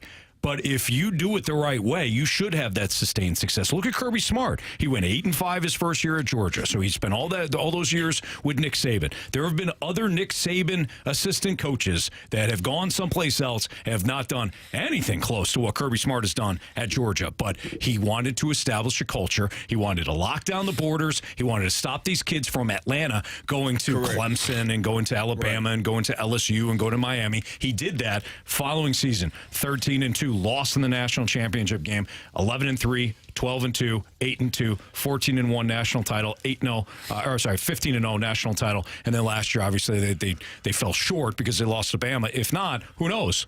Maybe they win their third title in a row. They also have to beat the big-time teams. Yes. They have to beat the Alabamas and the Georgias of the world when they play them. They have to beat the LSUs, because if you go 10-2 every single year, but those two losses are to an LSU, an Alabama, a Georgia, then you're not really getting over that hump. Again, for us at Illinois, Ohio State is one of those teams. We went 2-2 4 times against them, right? The 2 losses we lost in overtime in one, the year they won the national championship, and we lost by a field goal in the other one. We beat them twice at their house, and they beat us twice at our house. But those are games that pivotal games where we went 5-6 and 5-7 in both of those years and lost by Ohio State by 10 points combined.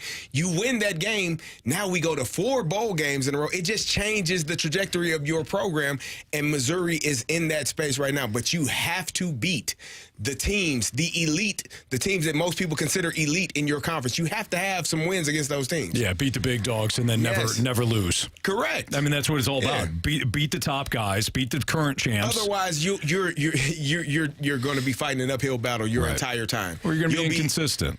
You'll be in the college football playoffs, but you'll be a 2-loss team because you lost to Bama, you lost to Georgia, you lost to LSU, and you can never get over that hump. And then you're going to not be able to have the success that you want to have. It's all in front of Mizzou.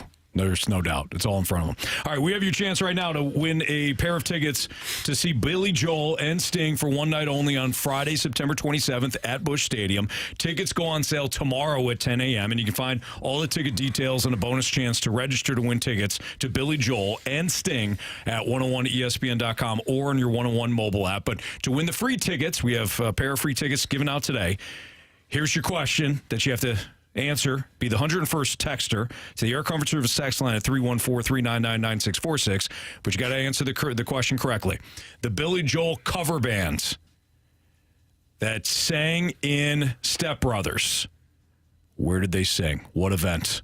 What event? Oh, come on. Really? Did they sing at? It's a Marshy special. Anthony, it's easy. What they did is they sang at the... Jamie's not eligible, but you are. So text in again, 314-399-9646. Speaking of Jamie, he's got 5 big keys to victory tonight. I have 5? Yeah. Holy crap. That's a lot of work. Let's make it 10 then. All right, let's make do it it. 12. 20. I can make up 20 if you need me to. What do you normally do? 3? I don't limit myself. That's what I was it figuring. could be 5, it could be 2, it could be 3. It's always You know what I'm 5. saying? It's always 5 No, or it's it's always 3 or 5 or 10. I thought it was 3. It's I'm 3. not sure. That's okay. But Anthony's I've only been here a few days. He's been over to the dispensary Trying to figure it out. Still trying to figure it out. Mm-hmm. Still telling people good morning when I walk in here, too. It's really awful. Jamie's got Don't out keys to yourself like victory. that. Just yeah, talk you're bad fine. about Anthony. Yeah. Yes, that's what these guys do. It's fine. It's never our fault, Carey. Okay, I've learned it. Sorry, Anthony, you're talking. It's my fault. You're walking around here saying good morning. I haven't told you. It's Do you know why you didn't correct him? You didn't know. I didn't You know were either. unsure if it was morning or afternoon. I hit my head several times, Jamie. You know that. I know the feeling. Jamie's got keys to victory tonight for the Blues, and we'll also do our first goal of the game. Jamie's in the lead now. I got to get one. Jamie's got 2 after the Shen goal the other night. So we'll do that all next on 101 ESPN.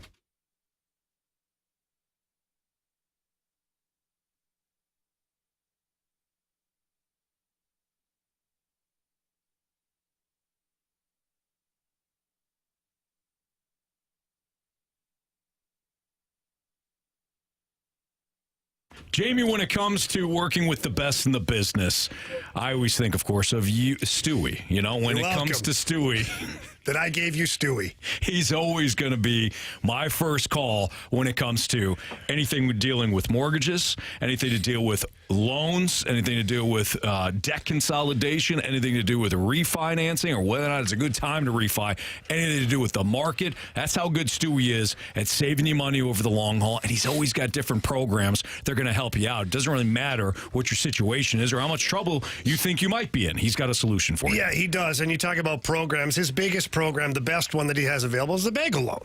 And the Bagel Loan is where you borrow $200,000 or more, and there's no underwriting fees, no appraisal fees, no title fees, no lender's fees, no closing costs. It's just endless how awesome this program is. So give Stewie a call on his personal cell phone number. Tell him you heard it from Anthony and Jamie. That number's 314-324-4440. 314-324-4440 is that number. Call, text, any questions you have, whether it's purchasing a home, refinancing, debt consolidation. Stewie's our guy. He needs to be your guy. And if you can't remember that number, Anthony, what can they do? You can always Google the Bagel Loan. NMLS number 226715.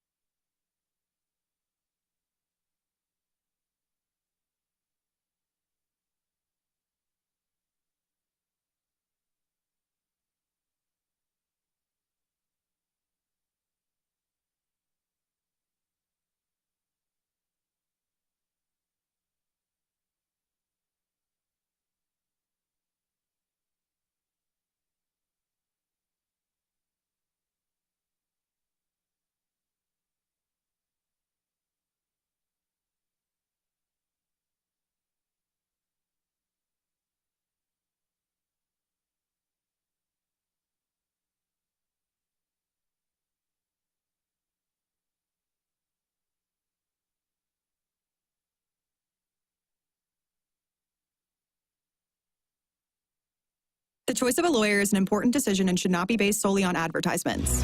STL today, the vote is in, and there's no need for a recount.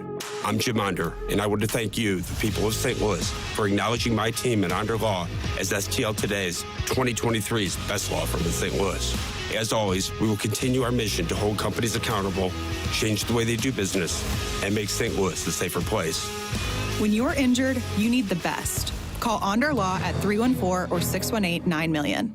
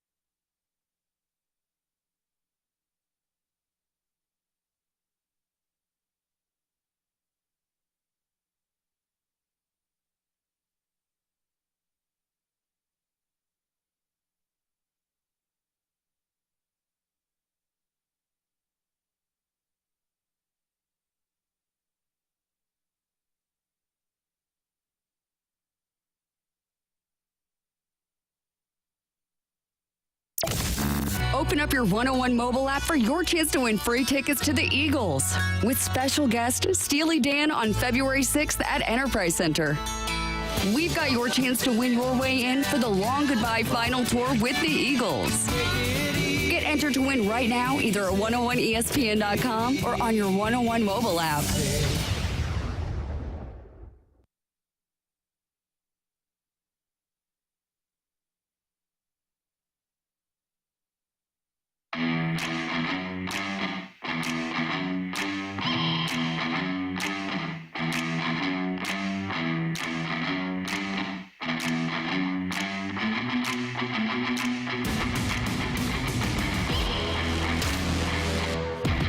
Rangers tonight.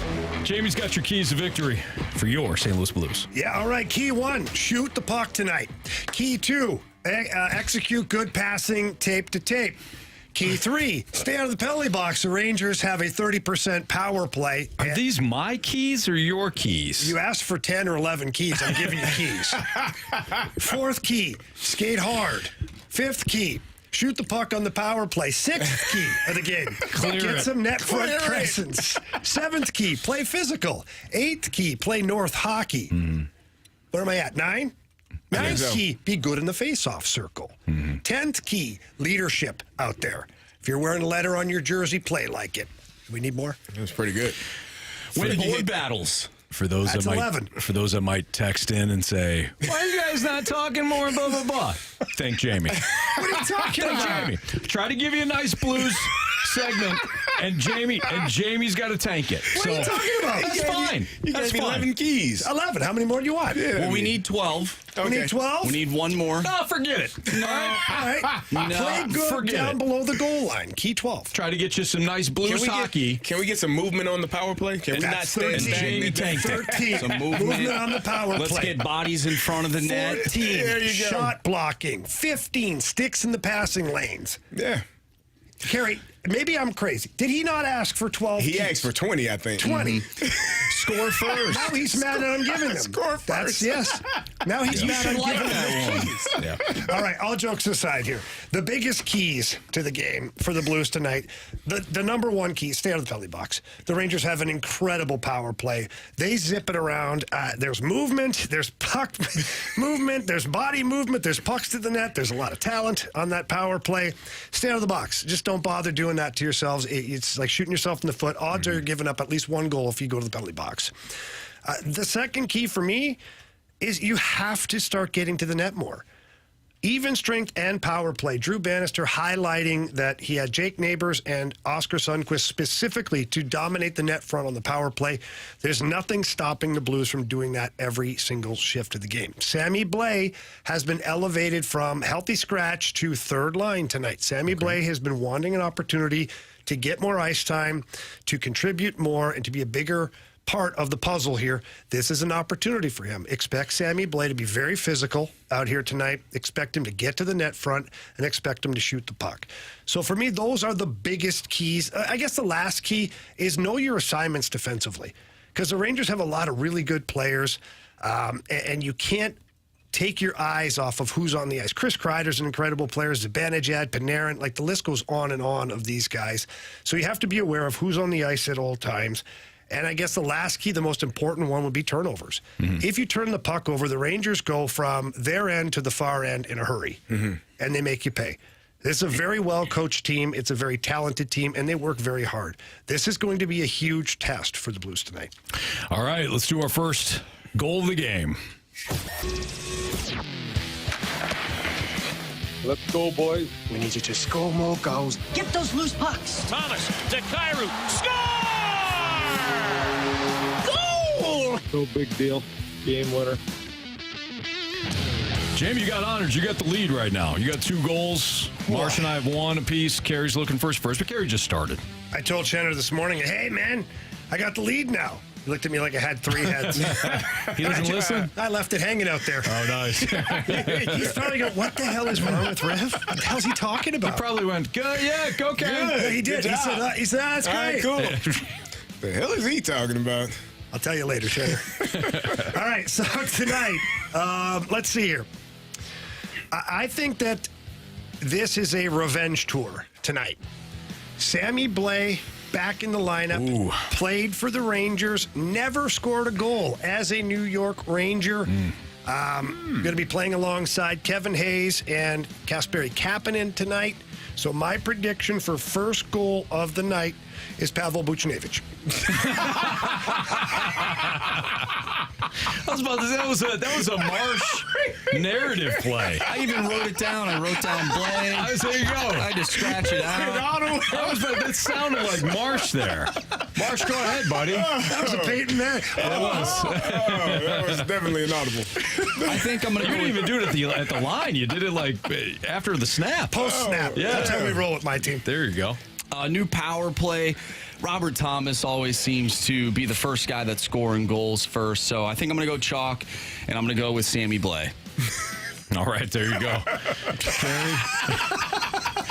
This is all over the place. Gary, who's your pick? I'm just going to go out right and say Jordan Kyrou. I think he's going to. Come on. It's bound to happen. Yeah, at some point, right? Just might pick him every day. It's a bold strategy. It's not a bad idea. Just pick the same 37 guy. last year. Every day. If I pick one guy every day, it's Just pick bound this, to happen. So maybe that's my strategy. Until one of us picks him. Right. The baseball player picked same freaking guy. I got right back in, didn't I? You did. I'm going to go with Kasperi Kapanen. Hit the crossbar, the post? Outside, Hit the post the last game. So I got Kasperi Kapanen. You had mentioned that line that you were breaking down and then went to Buchnevich. When you mentioned Kapanen, I'm like, don't take Kapanen. So I'm going to go with Kasperi Kapanen for my first goal of the game. We've got the Blues and Rangers pregame starting at 6 o'clock here on 101 ESPN. Jamie's got the game for Bally Sports Midwest, so Jamie's got to get out of here. Skedaddle. Get downtown. Yeah. Hopefully traffic's not too bad. Yeah, don't be driving on the wrong side of the highway now. No. Not the highway. Maybe the wrong side of the road. Depends. No, How late Jamie, you are. Jamie, you're going to be just fine. Yep. Do they score a power play goal tonight? No. Did you just throw up in your mouth? Almost. Like, wow. Little baby barf? No. They changed some things up, Carey. No, I've just watched bad power play, so yes, I'm going to have to go So, with negative. Anthony, They made a change. to answer your CD? question, with no money on the line or not? Yes. Yes. Yes. Of course they score one. Nothing holding me to that pick. If I was betting a financial number that was larger than I'm comfortable with just giving away, I'd probably say yes, of course. Are you willing to make it your bet the board pick tonight? Oh, yeah. How about that? What is your pick since you're going to leave us? That's a really good question. I forgot to pull that up here. Your Vancouver Canucks are playing in Pittsburgh tonight. You can just roll with them. Yeah. By the way, we went as a show 0 for go for last night. Everybody lost. The Canadians scored 2 goals in the first period. Just needed one more. I have to see real quick here. I got to see what the line is on that game. Okay. Making sure I can actually pick it. Vancouver is plus odds in that game. Underdog. Yeah, they're plus 110. Which is surprising. Okay, I'll take the Canucks again. Without looking at anything else, I'll ride that way. There you I've go. seen Pittsburgh. Defensively, they are not good. Not great. Yeah. All right. Have a great broadcast tonight, Jamie. Thanks, guys. We We'll got see you Chris guys tomorrow, right? It's tomorrow Friday? Yeah, tomorrow's Friday. All right. Yeah. We have Chris Kerber coming up at 4:15, but Gauntlet is next.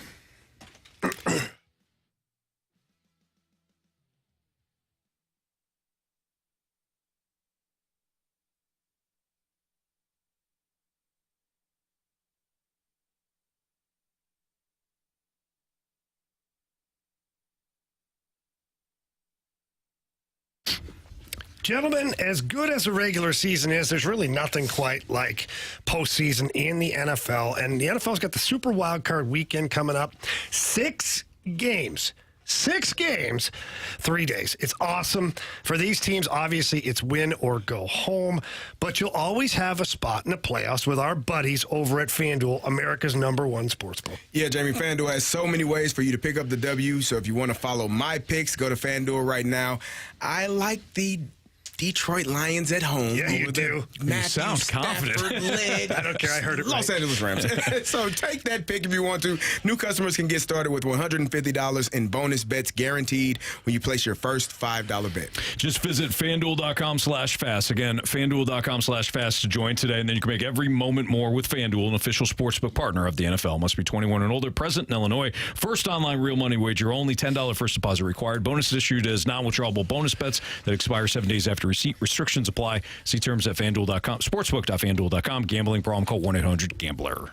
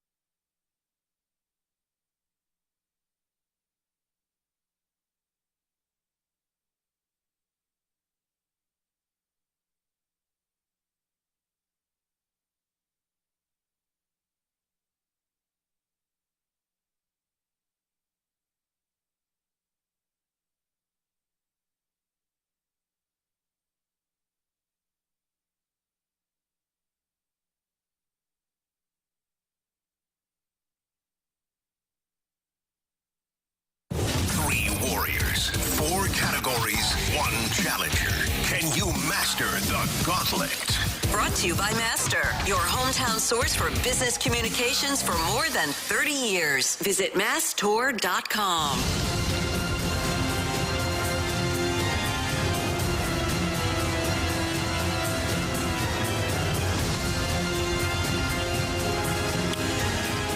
Time for the Gauntlet here in the Fast Lane on 101 ESPN. Kerry Davis, Andrew Marsham, Anthony Stalter, Jamie heading downtown for tonight's Rangers and Blues game. You can watch the game on Bally Sports Plus. Of course, you can listen right here on 101 ESPN in crystal clear FM. Hockey and FM radio. Oh, yeah. Kerry, there's nothing better. Nothing better than that. All right, we have, what'd you say, UPS Tony? UPS Tony's on the line right now. What's going on, UPS Tony? Hey, how you doing, guys? Thanks for having me. No, thank you. Thanks for playing. Thanks for listening. Would you like to take on Kerry Davis, Andrew Marsh, or me today in the Gauntlet? I'm gonna try Kerry today. Man, Kerry Davis, you've been the leadoff hitter now. Me. Yeah, hey, that's okay. They got you in your sights. Alrighty. But you know what? They're going to keep taking you on until you crush one of them. All right. Oh, Kerry's walking away. He's pissed now. This is good. Oh boy, a ticked off Kerry Davis is a good thing. Yeah, that's why I hear. All right, UPS Tony, go ahead and tell Marsh to spin the wheel. Spin that wheel, Marshy. What category are we hoping for? I know a little bit about some things. I don't know, maybe random. Football. What would be your least favorite? Probably hockey. No, it's not hockey, and it is one of the other ones that you said. Football today. Oh, great. Kerry Davis in football. Let's go. You know, Kerry did lose in football last week, though, so he is, he's vulnerable there, too. Yeah. All right. All right, Tony, as you know, you get 4 questions, all football related. Each question is worth 2 points unless you ask for the options. Are you ready? I am ready. Question number 1. Who is the all-time leader for the Carolina Panthers in sacks? Who is the Carolina Panthers all-time leader in sacks? Options, please. Mike Rucker, Charles Johnson, or Julius Peppers? Julius Peppers, final answer. Question number 2. The last time the Texans made the playoffs, Who did they beat in the wild card round? Oh, boy. Options, please. Options are the Kansas City Chiefs, the Buffalo Bills, or the Los Angeles Chargers. Ooh, Kansas City Chiefs, Buffalo Bills, Los Angeles Chargers. I am going to go with the Buffalo Bills. Final answer. All right, Tony, question number 3. Which longtime Falcons kicker is the team's all-time leading scorer?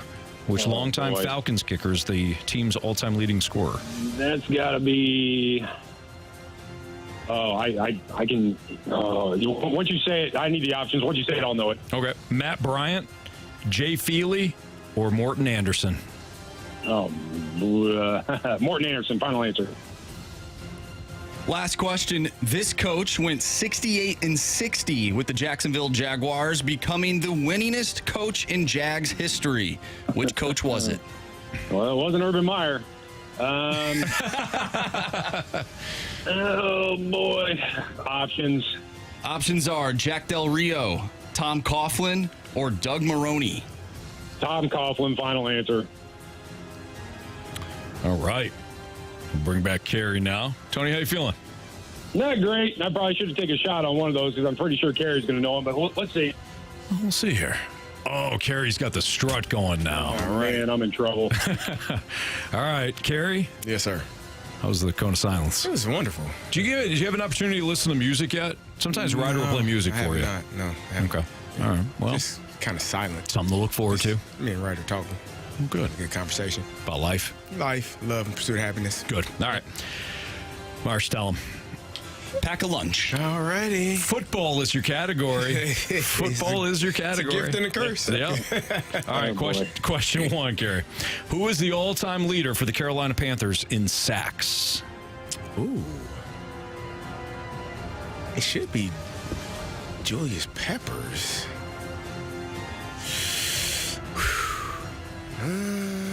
Kevin Green. I'm going to go Julius Peppers, final answer. Question number 2. The last time the Texans made the playoffs, who did they beat in the wild card round? Oh, okay. Yeah, give me the op. The last time they made the playoffs there, it had to be Deshaun Watson. Give me the options.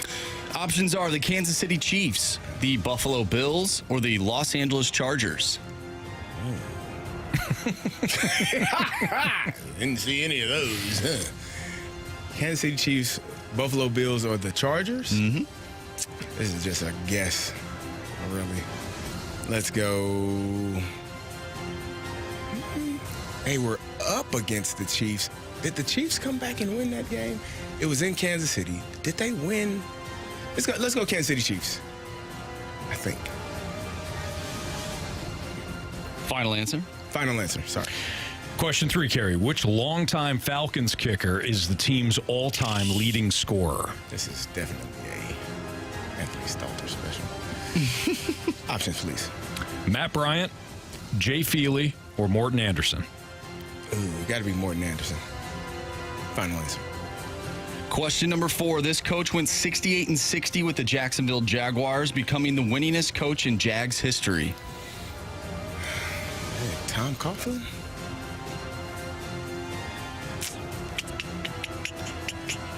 He ain't been around that long. They ain't had many head coaches. Let's go Tom Coughlin. Final answer. All right. Let's go over these. Who's the all-time leading sack leader for the Carolina Panthers? Tony, you went with Julius Peppers. Carey, you went with Julius Peppers. Correct answer is? It is Julius Peppers. But Carey didn't use the options, so we have a 2-1 lead for Carey. The last time the Texans made the playoffs, who did they beat in the wild card round? Carey, you said the Kansas City Chiefs. Tony, you said the Buffalo Bills. Correct answer is? It is the Buffalo Bills. Darn it. Tony did need the options, though, so we have a 2-2 tie. I forgot about that game. Is that the Tyrod Taylor game? Or am I thinking of something else? Didn't they play the Chiefs? I was trying to remember. I think they were beating the They were. And the Chiefs came back. They were up big with Deshaun Watson. The Chiefs came back and won. And the Chiefs came back and won. I couldn't remember if they finished. That was the year they won the Super Bowl. They beat the 49ers. Yeah. Okay. All right, so 2-2 tie. Which longtime Falcons kicker is the team's all-time leading scorer? You guys both took the options. You both landed on Morton Anderson. Correct answer is? It is Matt Bryant. Matt Bryant. I would have gone with Mort, too. It seemed like the logical answer. Yeah, you would think. 2-2 tie. This coach went 68-60 with the Jacksonville Jaguars, becoming the winningest coach in Jaguars history. You both went with Tom Coughlin. But Carey didn't use the options. Oh, all righty. Here are your options. Jack Del Rio, Tom Coughlin, Doug Marrone. If it's Tom Coughlin, Carey wins today by 1. If it's Jack Del Rio or Doug Marrone, we're heading to a walk-off. Have you ever done a walk-off? Once. It's terrible. Twice. Yeah. It's terrible. Yeah, it is. I'd rather just be Tom Coughlin and get out of here. Yeah. All right, let's see. Tony.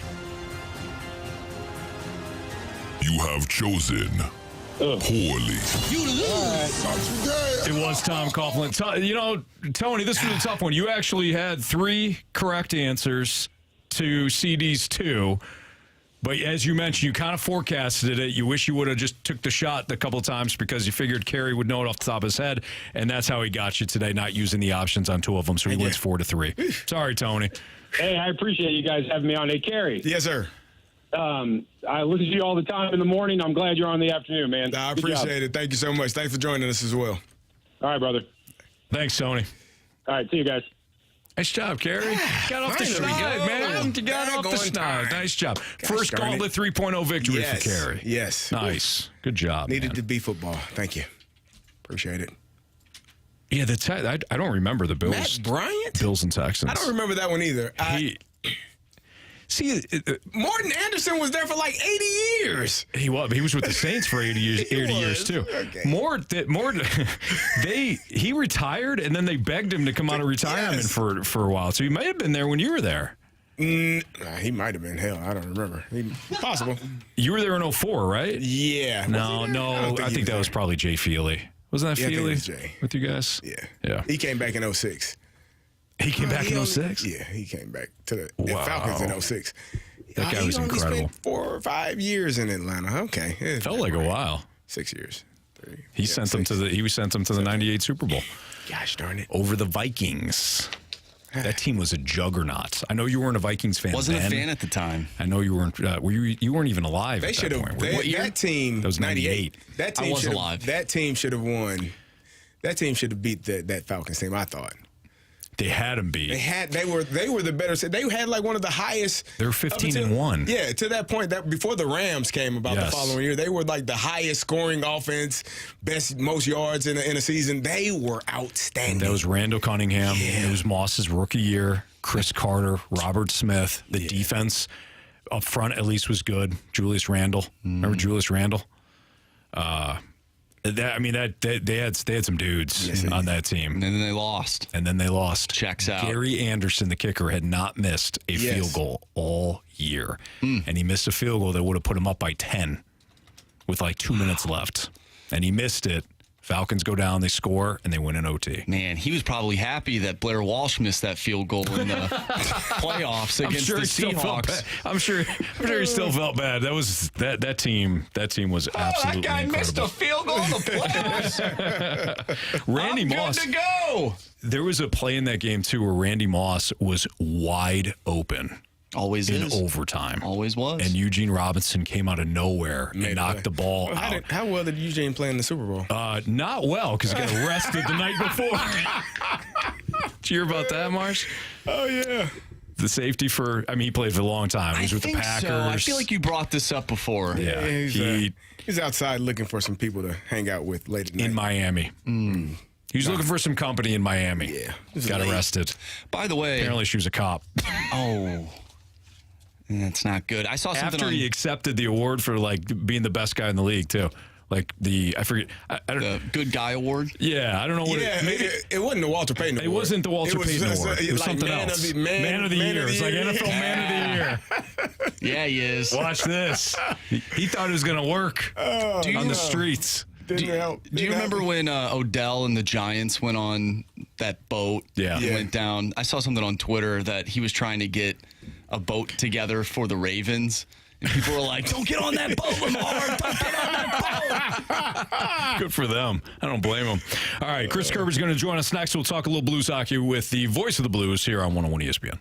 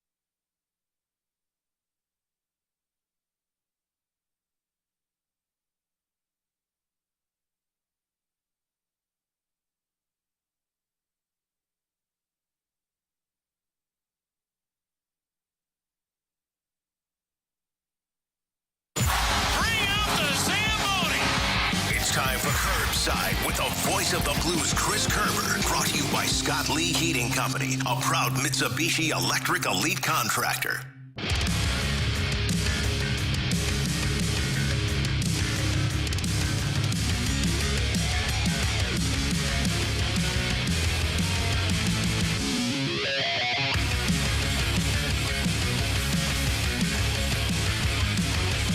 It's a Fast Lane on 101 ESPN with Kerry Davis. I'm Anthony Stalter. Blues hockey tonight. Blues Rangers pregame starting at 6 o'clock. Joining us right now to talk all things Blues is our guy Chris Kerber, joining us via the 101 ESPN Celebrity Line. What's up, Kerbs?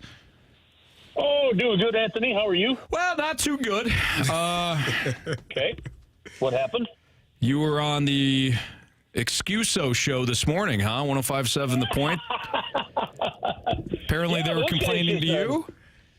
Yeah, they were whining to me, but then, but I guess they conceded to you guys. I don't know the full story. There was something about some rules things and ties or something. But you probably I'm not in the middle of all that. You probably didn't get the full story from them. No. No, well. Listen. Here's the thing. I have daughters, guys, so I've learned to stay the hell out of drama whenever I can. That's very smart. The only thing I'll ask you: if the Blues wind up with more goals tonight than the Rangers, is that considered a win or a tie? I don't. In the end, I think that would be considered a win. There you go. That's all that matters. Exactly. Yeah. Kerbs, what do you think about the changes done by the power play? Obviously a necessity, but what do you think that Drew Bannister's trying to get out of this new look power play? Besides goals. Look, well, that's what he's trying to get. The reality of it is you were getting plenty of chances on the other times, but you had basically 39 games of, we're getting chances, and they just weren't going in. So I think what he's done by putting Parayko on the one unit with Jake Neighbors net front, and then putting both the defensemen who are good moving the puck, and Krug and Perunovic on the other unit with Sundqvist net front. You're trying to get some screens in front of the other goaltender's eyes, and you're looking for some mucking around in front of the net. And because, honest to goodness, if the Blues had any kind of a power play this season, I think they're in a playoff spot right now rather than on the outside. Yeah, that's what I was going to ask you. Do you feel that they're pressing a little bit, knowing that they are dead last in power play percentage? And if they were able to score a few more goals here and there, they would be a much better team. You know, Kerry, I was watching the Colorado-Vegas game last night, and on one of the Las Vegas the first power play that Vegas had in the game, they were moving around. They were wheeling the puck around. They got 3 chances at the net, and it just didn't go in. On the second power play chance they had, they did what the Blues are doing a lot, and they're kind of holding it along the wing, and they're trying to get that little bump play to the middle of the ice, almost like, okay, this is how we're going to try to score, and they're forgetting, and they abandoned everything that they did on their first power play. It's exactly what the Blues did in the last game.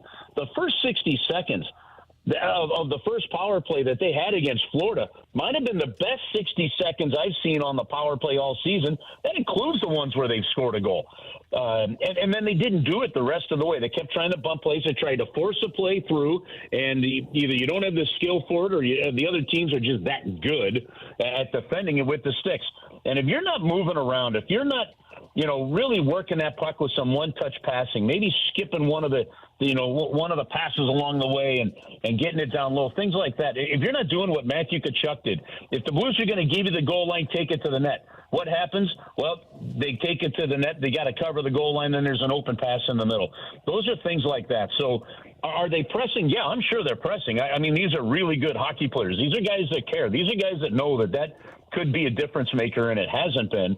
And they know what they need to do. So are they pressing? Yeah. Should they be? Yes. But, there's a lot more skill on the ice than the power play totals are showing. And I like the changes. Now, I hope the changes stay the same. Like I hope you stick with these for a few games and see what happens, and we'll see if that happens. Chris Kerber, voice of the Blues, joining us right now on the Fast Lane on 101 ESPN. Chris, we haven't had an opportunity. I know it's a couple days later, but I want to hear your thoughts, because not only are you a man of of hockey, but also somebody that has been in the media for a while. You know how things are done. You know how things should be done properly. What was your takeaway from this Kevin Hayes situation? What were your thoughts? Yeah, it's a great topic, Anthony. You know what? Let's go back to the original comments that were made. Sure. I don't understand it. And look, you guys are right in the middle of. You're in talk radio. You're trying to fill time, right? You've got opinions. Mm-hmm. I think somebody's connecting dots that I don't believe. Does he know the kid? Yes. Did he know Gutter? Yeah, but. To think that he's saying, boy, whatever you do, avoid going there. I don't think that's even remotely close here. And so I think maybe, and I don't even know if I don't know the guy that said it. I don't know if he gets the benefit of the doubt, in terms of, did he have a source that told him something? Yeah, but does that mean it was accurate? No. not necessarily. Looking at Kevin Hayes, hearing from Kevin Hayes, I don't believe for a moment that Kevin Hayes had any kind of a role in that. But I do like what John Tortorella said yesterday. Now, look, I'm not a fan of how John Tortorella handles the media, and I got to tell you, I interviewed John Tortorella when he was the head coach. He was a Calder Cup champion, head coach of the Rochester Americans. And then when I was in the NHL, got with him again, did another interview with him up here. He was always fantastic. In the interviews I did, he's engaging, he's smart, he's funny. And this cantankerous side of him that came out, whether it be with his time in New York or time in Vancouver, whatever it may be, it's a shame. I don't know. I like the fact that he called out the guy, that he said it, but I don't like what he did earlier in the week, after the trade, just he's a bit cantankerous to it. But I think it's fair for a coach to stand up for him, and I like what John Tortorella did in that situation yesterday. He's saying, you're here, like you did that, like Kevin and Hayes and I might not have seen eye to eye, right? But that's a good man. And you're seeing now, guys, especially with what's going on in social media. And this is why we got to be careful, and we have a responsibility as talk show hosts, as broadcasters, as media members. We have a responsibility to be really careful.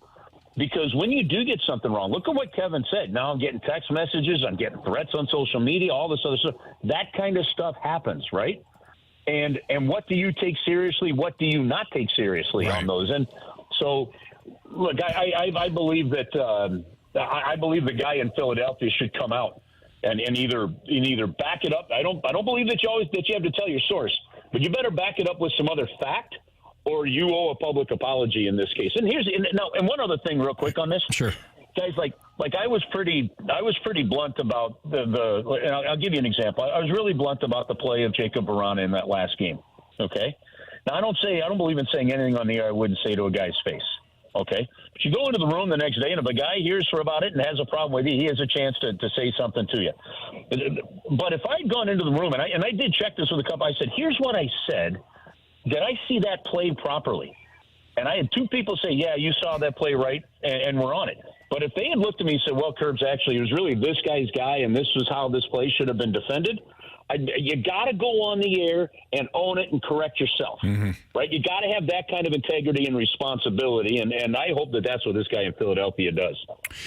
Kerbs, this sounds like, and you've been around, a while, you've been in different markets. This sounds like something that I used to run into a little bit when the Rams were here, and you go down to training camp or practice, and you get to know some of the personnel or the staff members of the team, and you get shooting the you-know-what, and one of them says something to you, and it winds up being an opinion, and you have to realize that it's their opinion. They're not a source to you. You're just having a conversation, and you need to be able to separate whether or not they're giving you information that you can run with off the record or on the record, or again, they're just giving you their opinion. And it sounds like somebody within the Flyers was giving this guy his opinion, like, oh yeah, maybe this has got Kevin Hayes written all over, and all of a sudden he runs with it, and now he says he's got sources. That's way different than what guys like Jeremy Rutherford and Derek Gould and actual reporters do when you have three sources at the minimum. That's what it sounds like to me.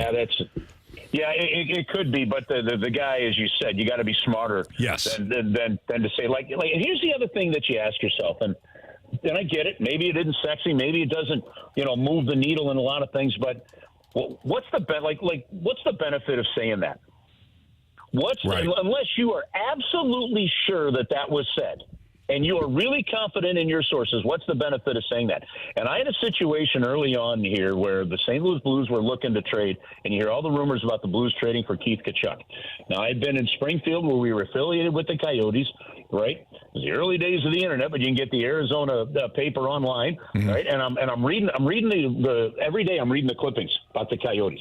And there was a beat reporter that put out a pretty negative article on Keith Tkachuk. Okay, so that's my impression of this scenario. Now, a year later, I'm doing a post-game show, and the rumors are going around about Keith Tkachuk, and I'm on the air. I think it might have been with Randy and John Hadley at the same time, and Scotty Warman might have been the guy with me. And I said, well, here's what I was reading in the paper. So I don't know if this guy is a good locker room guy, right? Okay, and because I'm giving my opinion on that. Man, the next day, Dallas Drake stops me in the hallway. and says, "What are you ripping on my buddy for?" And I didn't have a clue what he was talking about, right? Sure. I said, "What are you talking about?" He said, "Keith Kachuk." And I said, "Well, here's what I said." He goes, "Right." He goes, "That is so far from the truth." And I said, "Well, here's why I said it. This is what I was reading." And he goes, "Curbs, let me tell you." He goes, "Well, that beat writer had it out for Kachuk. That beat writer, anytime he could, would railroad Kachuk because he didn't like his personality, didn't like this, didn't like that." And you know what? So the next day I went on the air and I said, "Hey, listen, I talked to Dallas Drake, and this is what I said on the air. I obviously was very wrong in my opinion on this. This is what a guy said that was in the locker room with him." Well, then we look at what Kachuk was like here and what he was like, and Dallas Drake was absolutely right. That beat writer was wrong, and I was wrong in what I said. But again, it is how you can even take something like I'm reading something from a beat writer thinking that this is accurate, and even that wasn't accurate. So you learn to be very careful because it can have an impact. Right, you can't just run your mouth. Curbs, we've been talking a lot about the prospects and the guys from the World Juniors. Jimmy Snuggaru's name keeps coming up. Obviously, the Blues have been struggling power play and sometimes offensively. Does that speed his time up getting here? Does that speed up the clock for him to get here, or is he just going to come when he comes and be here when he needs to be here? He's going to come when he gets here. He'll be here when he needs to be here. Now, there was a lot of excitement, 15 years ago with T.J. Oshie, and after his second year, because you tend to see a lot of guys coming out after their second year. And fans may remember T.J. said, "No, we had a chance to win a national championship. I want to go back." And T.J. ended up going back to North Dakota for his third year. In this case, and based on the comments made from Doug Armstrong there, especially with Knees having moved on and Cooley having moved on, it doesn't seem like that's the trajectory of this Minnesota team. I was looking at it after the last game. Their last regular season game is in March. Then you've got their conference tournament. You've got the NCAA tournament. They're third, I think, in their league right now. So, typically, if you were to go to the Frozen Four all the way through, you're talking about a team moving into the playoffs. So go back a few years ago with Cale Makar. Cale Makar went to the Frozen Four with UMass Amherst. When they lost out in the Frozen Four, the next night he was playing, or 2 nights later, he was playing for Colorado and got an assist in that game. Do the Blues make the playoffs? I don't know. How much does he play here? I don't know. But your options end up really being, if they meet after this season and decide he wants to turn pro, there's 2 options. If the Blues have a chance at the playoffs or in the playoffs, they could bring him right here, right now. And does it burn a year of his eligibility? Yeah, but honestly, if the player's that good, you don't care, right? And then the other option is you sign him, basically, you sign him to an amateur tryout, and he finishes the year with Springfield and then comes in and starts his NHL year the next year. But the way it's pointing out, Kerry, if I'm shaking up the tea leaves and pulling out a tarot card, and knowing that I don't know how to read them, take this for what it is. But I do think at some point in time at the end of this season, you see him either here in St. Louis or in Springfield, as I get the sense that his pro career will be starting then. Curbs, good stuff. Have a great call tonight. We'll be listening. All right, guys, have an awesome rest of the day. Same to you. Thank Cheers, you. guys. That's Chris Kerber here in the Fast Lane on 101 ESPN. Let's do NFL fill in the blank next on 101 ESPN.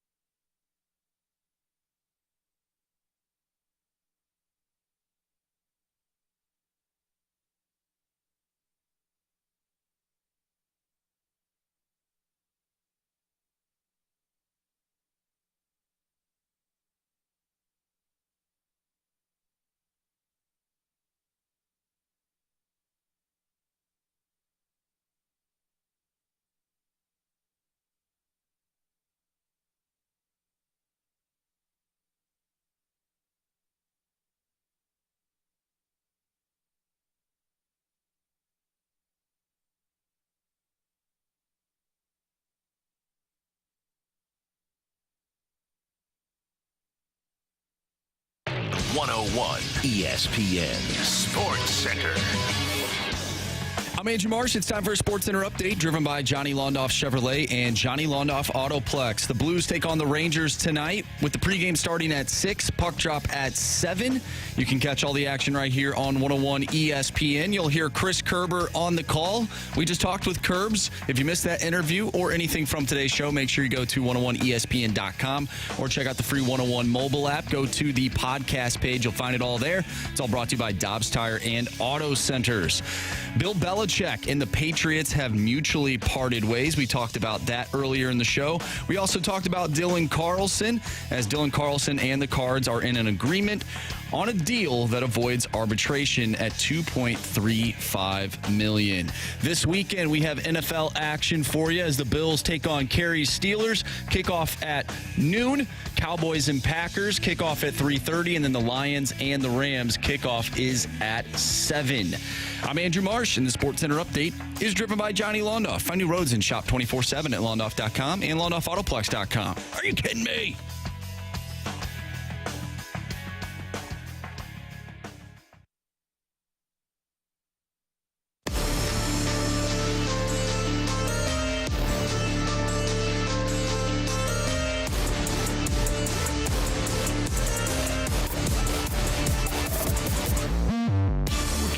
I'm Anthony Stalter. Time for NFL Fill in the Blank. All right, gentlemen, let's get this going. Blank benefits the most from Bill Belichick leaving New England.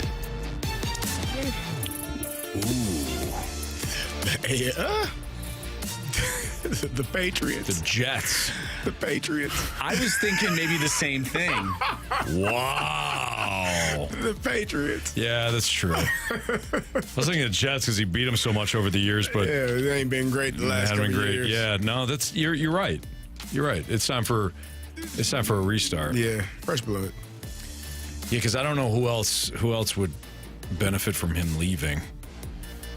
I mean, in years past, it would have been anybody in the AFC East. Yeah. But now it's times have changed. The Patriots. Yeah. Things have changed, Mox. You're the starting quarterback now.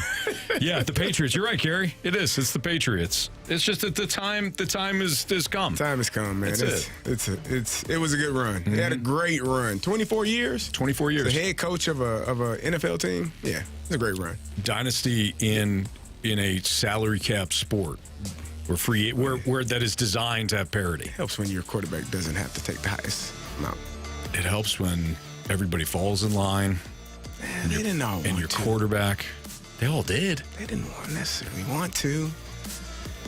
They all did. They did. Go ahead, Marsh.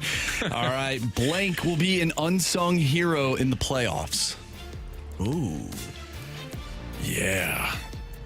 Unsung hero. Someone you don't expect. Someone you don't expect. The name next to well, I know who ain't going to be. Ain't going to be one of those Chiefs receivers. What about Rashee Rice? I was actually thinking Isaiah Pacheco.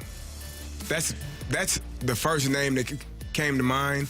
I got one. Oh, go ahead. Sorry. No, I was just saying. Let me just cut you off. No problem. Do you think? Are you explaining something? Let me just cut you off and get to what I want to say. My bad, Carey. Go ahead. Yeah, I would say Pacheco. And small part of me, wants to say Odell Beckham Jr. I love Odell. You and I get into it about Odell all the time. What he did. We're not going to pretend like had he not torn his ACL in the Super Bowl a few years ago, he would not have been the Super Bowl MVP. Over Stafford? Over anyone. Over Cup? Yes. Over Aaron Donald? Yes. He was on. Yeah. You might want to go back and look at the tape. He scored that first touchdown. He was balling. You're right. Prior to getting hurt. You don't believe it. All right, go ahead. I believe less that I told you he wasn't going to. When he signed with the Ravens, you and I did a podcast on Gridiron Guys. Yeah. And you weren't a fan. I was like, not that I'm not a fan of Odell. He's done. He's done. Is he? Yes. All right. What about this year where you're like, man, he's got it? I don't know. I have three guys in mind. Can I give my one that I cut off? Sorry for cutting you off, Anthony. Just perfect. Nice job, Marsh. James Cook. Oh, that's a good one. James Cook, running back for the Bills. No. Just because I crapped on yours? No, because the Bills won't hand them the football. Well, yeah. Said unsung. No. Yeah. I think if they do, James Cook can have a huge impact. I like that one. Like he was when Joe Brady took over. Thank you, Mike. They give him the football. Yeah. Mason Rudolph. I have two names now. Kerry, I'm gonna float these names out there. You say yes or no. I'll start with the one that you just said, Mason Rudolph. Yeah. Okay. Sure. I think. All not. three of these players are Pittsburgh Steelers. What about Jalen Warren? He put the ball on the ground a couple of games ago. Now, I'm not a fan of it. I didn't like it. They were ripping the ball away from me. Seems like a little bit of a. I didn't like that. So, and Najee actually, for as many of opportunities that Jalen Warren got all year, Najee Harris still had over 1,000 yards. So, I think Najee is going to get the bulk of the carries, bulk of the opportunities because he doesn't put the ball on the ground, and Jalen did last couple of games. So, I would say no for Jalen. And Najee Harris was my other guy. He's been playing better football as of late. Yeah. Well, it helps when you got people up front that block. I got one more. How about Vianney's very own Kyron Williams? Ooh, that's a really good one. I mean, he has had an outstanding second half. Unsung though because of how good he's been playing. So when I say Rams, who do you think of? I mean, Matthew Stafford, Puka Nacua. So I would say yes on Kyron Williams, Aaron Donald. Yeah. Why wouldn't you pick your favorite player for the playoffs? Who's my favorite player? Shaky Bakey, man. That's not. How could you do that? How could you do that to me? You got them beating the Philadelphia Eagles. I do, because the Eagles. Is it going to be on the strength of a Baker Mayfield 300-plus yard game? It's got less to do with Shaky Bakey and more to do with the current version of the Eagles. They ain't going to win. You're right. The Eagles Bucks are not going to win. All right. Blank is the best matchup on paper this weekend. Oh, Dolphins Chiefs. I was going to say Rams Lions. I think the Lions should win that game. I don't. They're at home. I think that they are the better team. I understand the hubbub with Stafford coming back and Goff facing his former team and, Detroit and all of the trade that happened, trading two quarterbacks for basically swapping teams. But I still think that Chiefs and Dolphins game, because you still have, it's Kansas City. Obviously, they are, until further notice, still the champions and have done a great job, as best of a job as they can do. Defensively, they've been outstanding. And I want to see what this Miami Dolphins offense looks like versus that defense, and it's going to be like 0 degrees this weekend. I think Miami's done. You think? They're done. It may surprise you. Put a fork in them. See how the first... I'll know... Well, you know what? You usually know in the first, I guess, 8 to 10 minutes of that game. First couple of drives, if they go 3 and out. These guys look cold. It's over. They went to Pittsburgh one year, and they froze. It was a bad day. You were telling. Yeah, you were talking about Antonio Brown this. caught a pass down the sideline, and when I tell you their whole sideline looked like, we didn't need to be here. That's right. It's time to go home. That led to the Vic and Philly conversation. Yeah, it's freezing there that night, that day. Last one here. This one will probably be quick for Anthony, but blank will misfire on their coaching hire. The Carolina Panthers. Oh, okay. Not the team I was thinking of. You were thinking I was going to go with Atlanta. Same division. Atlanta Falcons. They've got choices this time around. Who will misfire? Actually, I got a better one. The Raiders. Tennessee, because they already screwed up. No. I know you won't say it. I won't. Yeah, I know you won't say it. That's your guy. But I don't even think it's a Rand Carthon thing. I wonder if Amy Adams Strong. You get rid of Mike Vrabel. It's the Raiders.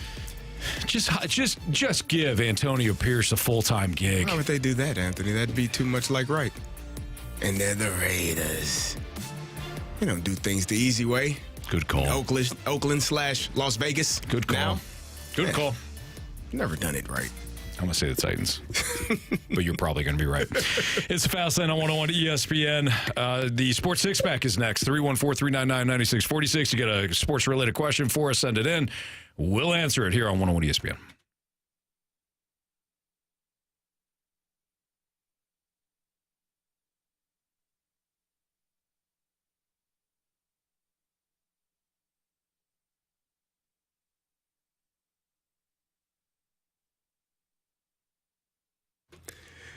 Fellas, it's Carey, and if you're suffering from a feeling of wanting to urinate but can't, maybe straining while you're urinating, the feeling of not being able to empty your bladder fully, maybe waking up multiple times in the middle of the night to urinate, well, if this is you, you could be suffering from BPH or an enlarged prostate.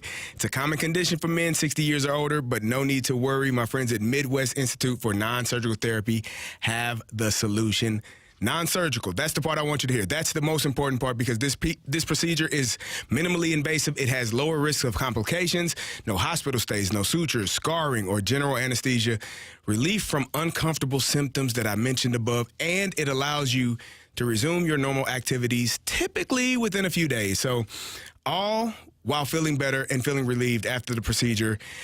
Most men begin to feel a difference within a month or two, and the best part about it is covered by most insurances. So stop waiting, get going, reach out to mintstl.com today to schedule your appointment. That's mintstl.com, and tell them Carey sent you.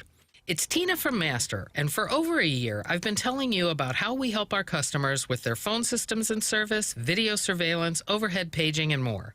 But the best thing about doing business with our team is the level of customer support we offer our clients. Our service technicians and account managers are hands down the best in the business. So if you are looking for a customized and personal touch from your phone vendor, call us today at 314-997-9007 or visit massstore.com.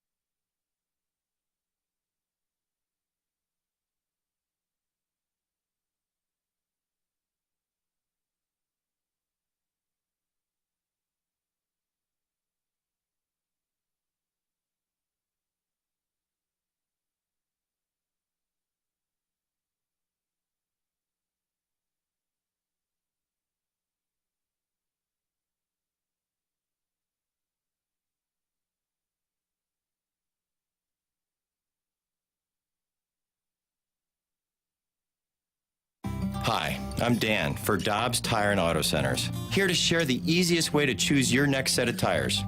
Come to Dobbs. Our expert tire professionals will make your tire buying experience as easy as it should be. We'll work with you to find the best tire that's right for your vehicle, that fits your driving style, at a price that's in line with your budget. And they'll be expertly installed by Dobbs professional tire technicians.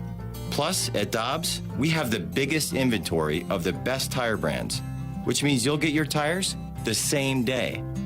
Best of all, at Dobbs, you'll get your new tires at the lowest price in town, guaranteed. For easy tire buying, make it easy on yourself. Come to Dobbs Tire and Auto Centers. Start the new year off right with Money Saver January deals at Dobbs. Save up to $200 on new sets of Goodyear, Pirelli, and Cooper tires. Fantastic deals on expert auto service, too. Find the deals you need at gotodobbs.com now.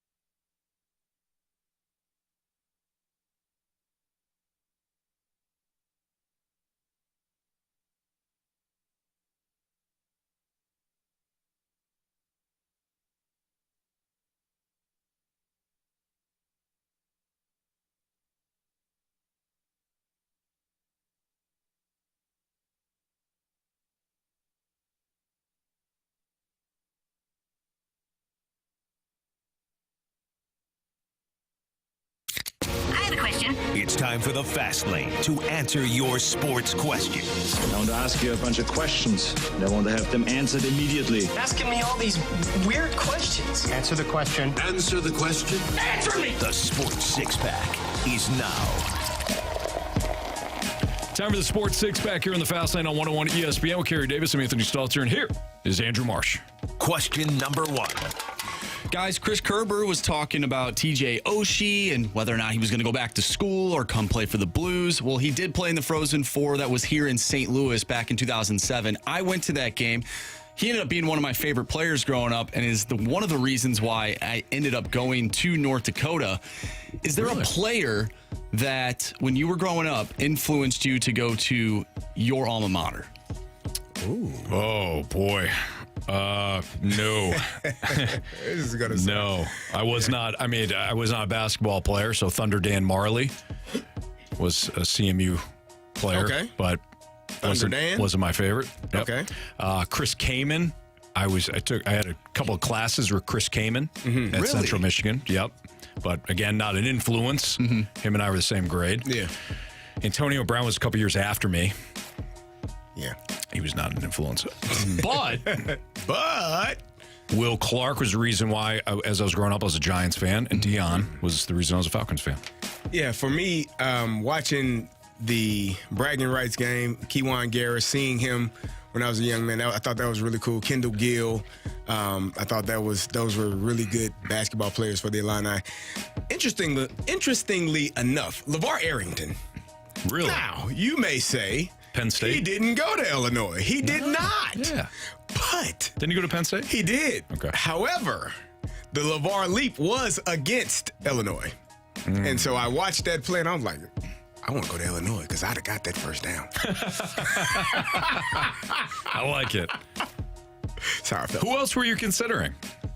So for those that don't know, so Carey played at Hazelwood Central. Yep. Now you played running back. Yep. You had fullback, running back. Fullback, running back. Probably more running Did you back. play defense too, or just I offense? was a mean linebacker. Yeah? Anthony. Oh, yeah. And you were recruited as mostly a running back? Yep, fullback, running back. Missouri was one of the schools. I actually had every intention on going to Northwestern, and I needed a higher ACT score. I was trying to get that together. Michigan was really high on the list as well. I kind of blew them off for a unofficial visit. Probably one of the worst mistakes I've made. Yeah, they used to send like handwritten letters probably 2-3 times a week. Was there a reason for it? I was at Northwestern, and I liked it so much. Yeah, Did my you mom. blow 'em off? Oh yeah, my mom was like, "You and your father did what?" Well, we were supposed to drive up, but we decided to stay at Northwestern for another day. No call, no show, Anthony. I learned about it early on in life. Don't no call, no show, people. You miss out on wonderful things. You blew off the national champions? I blew them off. Wow. It's crazy. I like it. No, you don't like that. That's crazy. Hey, look at him. I'm joking. Look at him. What could have been? Look at him. It's a Super Bowl champion. Yeah. All right, so Michigan was interested. Michigan, Illinois, Northwestern. Missouri. And you wanted to go to Northwestern. I did. I was all in on Northwestern. Illinois actually came in very late. Really? And so, yeah. And then they had this Coach Mack. Honestly, had Coach Mack's energy. If you ever met Greg McMahon, his energy is like through the roof. And I was like, yeah, I like this guy. So Lloyd Carr was trying to get you to go to Michigan. It was, I forget the recruit, the O-line coach. I think he was the recruiting guy for our area. Wow. It wasn't great. It might not have been a great decision, Anthony. I mean, well, I'm not perfect. Hey, it worked out. It did work out. It worked out. I had to go the long route, but I got there eventually. Oh, man. Yeah, you mentioned the ACT. Man, that thing, I hate the ACT. There's nothing worse than a standardized test. Yeah, for everybody. I took it one time, got accepted, said, good for you. Yeah. One test for everybody. I took it a few times. All of you. Same intelligence level. Yeah. You figure this out. I don't do that well. I took it a few times trying to get into Syracuse because Syracuse had they have one of the top like journalism programs in the nation. It's where a lot of the ESPN guys come from. Okay. And I forget what I needed. I took it like 3 times. I got a point better like each time, and that was it. Like, I took it 4 times, and last time I just went to sleep in the middle of the test. Like I finished, I was so tired. Like, you know what? If I don't get it now, I was literally snoring, and the lady said, "Hey, you're loud. Wake me up when we get to the next section, then, ma'am." Have you seen Little Big League?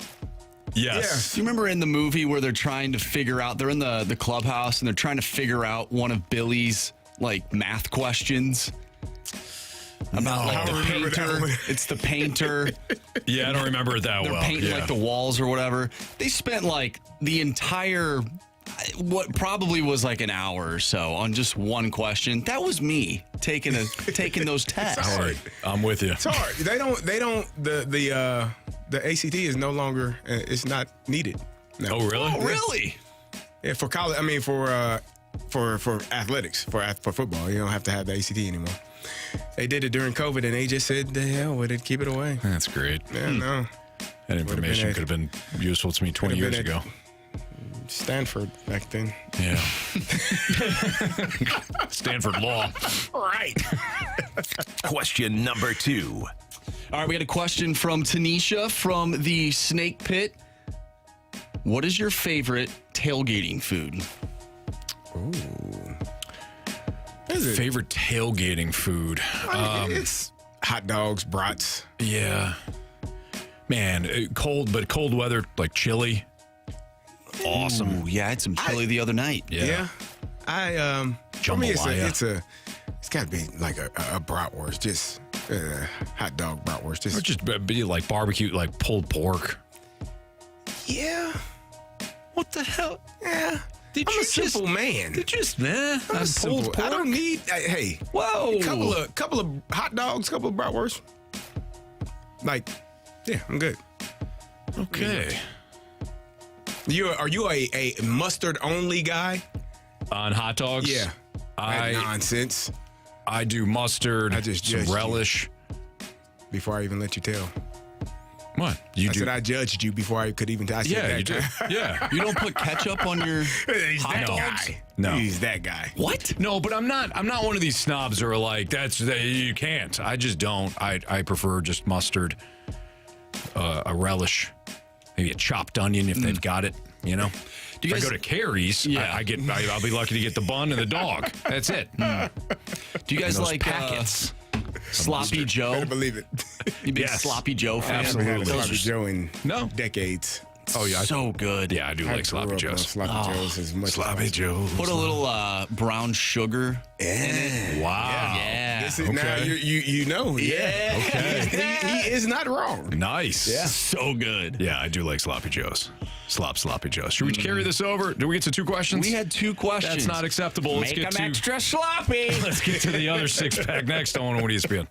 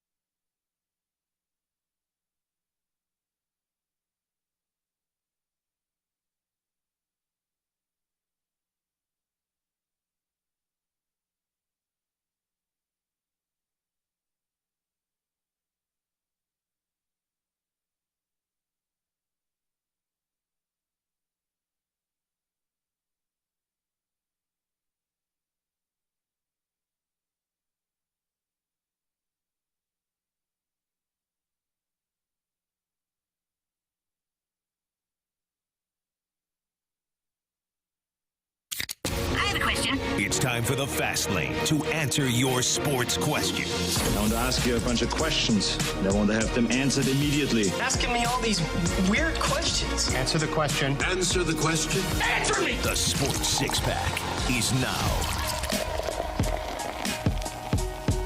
All right, we underachieved in the first six-pack, so why don't we go to question 3, please? Question number 3. From the 618, is the Patriots the worst head coach opening currently, following a Hall of Fame coach, and you might have the worst roster in the NFL?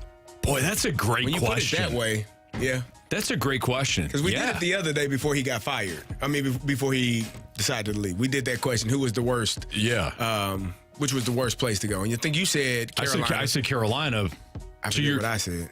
Well, you started talking. You said Carolina, but you also brought up the division. Yeah, then I talked myself out of it because I was the division. But if we look at your logic behind it, it would be New England. Yeah. Buffalo has Josh Allen.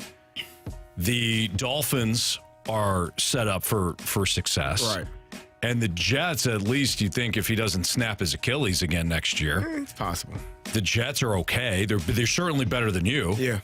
The New England Patriots are probably the worst team. That roster's not good. You got Ramondre Stevenson. Yeah, them and the Panthers are the worst team in terms of the roster right now. Mm-hmm. Yeah, maybe. You got a couple of defensive guys. Anthony, I don't know who their receivers are. Oh, then you've got Jacoby Myers. No, he's a Raider. Did you do that on purpose? They've got Devontae Parker. Okay. They've got. He was the fourth receiver in Miami, right? Yeah. Okay. He's their number one. Demario Douglas. Yeah, don't know him. They've got Tyquan Thornton. They got Kayvon Boutte. Sure. Yep. Is Kendrick LSU. Bourne? Kendrick Bourne is still there. All right. Yeah. Jason Bourne? Can I offer you a my God, it's Jason Bourne. No. Can I offer you a Mike Gesicki at tight end? How many passes and a Hunter did he Henry? catch? Not money. Yeah. Not many. Neither one of them. Those guys both came over from Hunter Henry's been okay. Hunter Henry's been okay. He has been. Gesicki is not. No. Hunter Henry, listen to me. You didn't even mention Juju. See what I'm saying? There's a reason for that. He's a Super Bowl champion, at least. They took the third best receivers from a lot of rosters and put them on theirs. Yeah. I mean, look, Carolina's got a lot of issues. They've got, first and foremost, they've got an owner that meddles.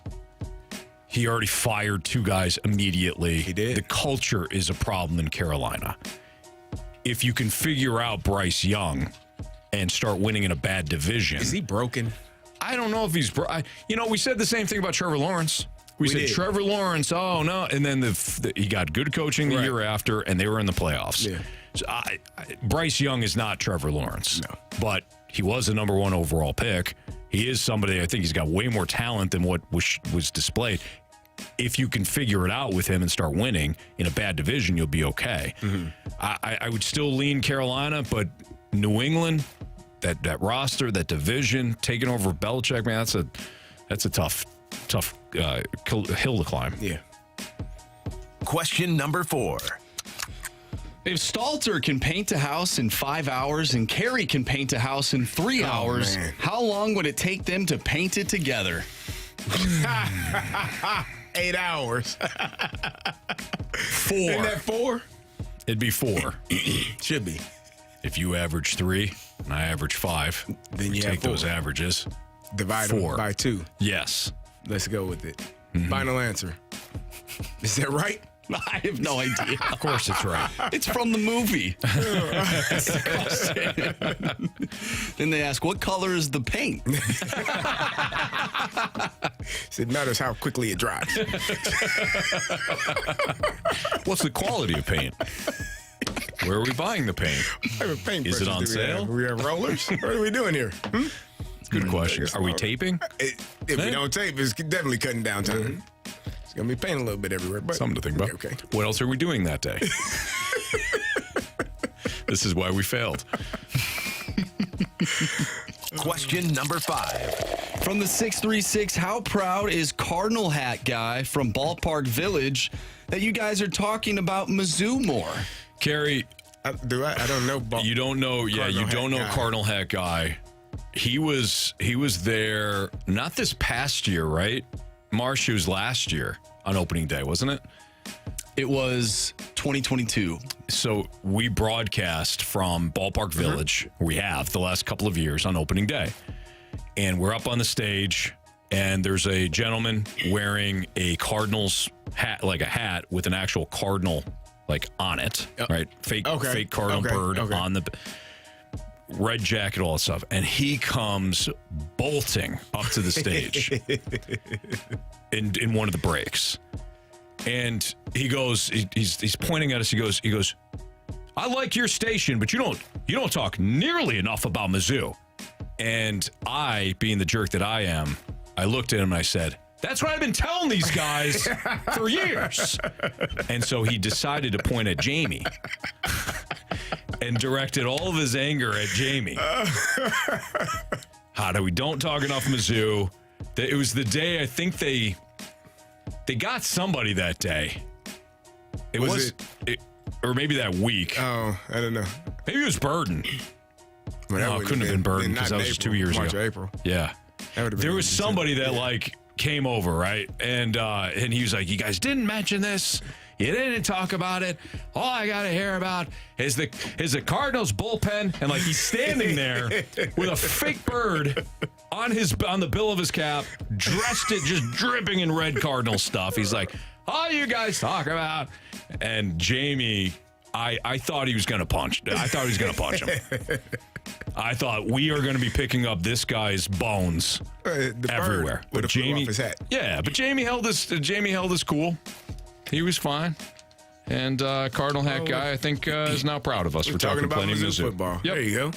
By the way, the answer to that math question is roughly 1.9 hours, 1.875. There's no way. An hour and 52 minutes and 30 seconds, according to the Google machine. I don't know how that works. So how many breaks are we taking? If it takes you 3 or it takes you 5 hours, right, to paint the house, that means you take 1/5 per hour, right? Same with Carey, 1/3. You do some math there. Sure. Looks like 1/3 plus 1/5 equals 1x, or 1 divided by x, and you do some math, and it equals what I just said. Interesting. So about 4 hours. No. An hour and 50. So roughly about minutes. 4 hours.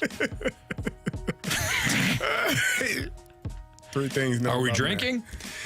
Yeah, I mean, you can. I mean, if you're drinking while you're, cutting the lawn, doing all sorts of stuff, mowing some grass, you're trimming the hedges. There you go. You got to do it while you're painting. It doesn't feel like it's taken a long time, but it actually is. It's taking double now. So I'll say about 16 hours. Okay. That's a long time. It's more time than doing it by yourself. That's right. It's true. Question number 6. From the 314, let's say money is not an issue and you could choose all 32 NFL teams to sign with this offseason. You just want to win a Super Bowl. Which team are you signing with? No issue. Money is not an issue. 49ers. Any team, you are picking them to win the Super Bowl in 2024? I get to sign with the Niners. I want to win a Super Bowl. 49ers. They've got stability. I'm not They've opposed to that. Great roster. And knowing me and my abilities, whatever position I'm playing, I'm gonna help them. So, like a gunner? Probably. What are you probably playing? What like position a gunner. are you playing? Yeah, probably a gunner / left out. Invincible too. You know Invincible what? too. Yeah. I won't pick the same team as you, so I'll pick a different team. I would probably pick the Detroit Lions. The team that has never won a Super Bowl. Yeah. Okay. At some point it's gotta happen, right?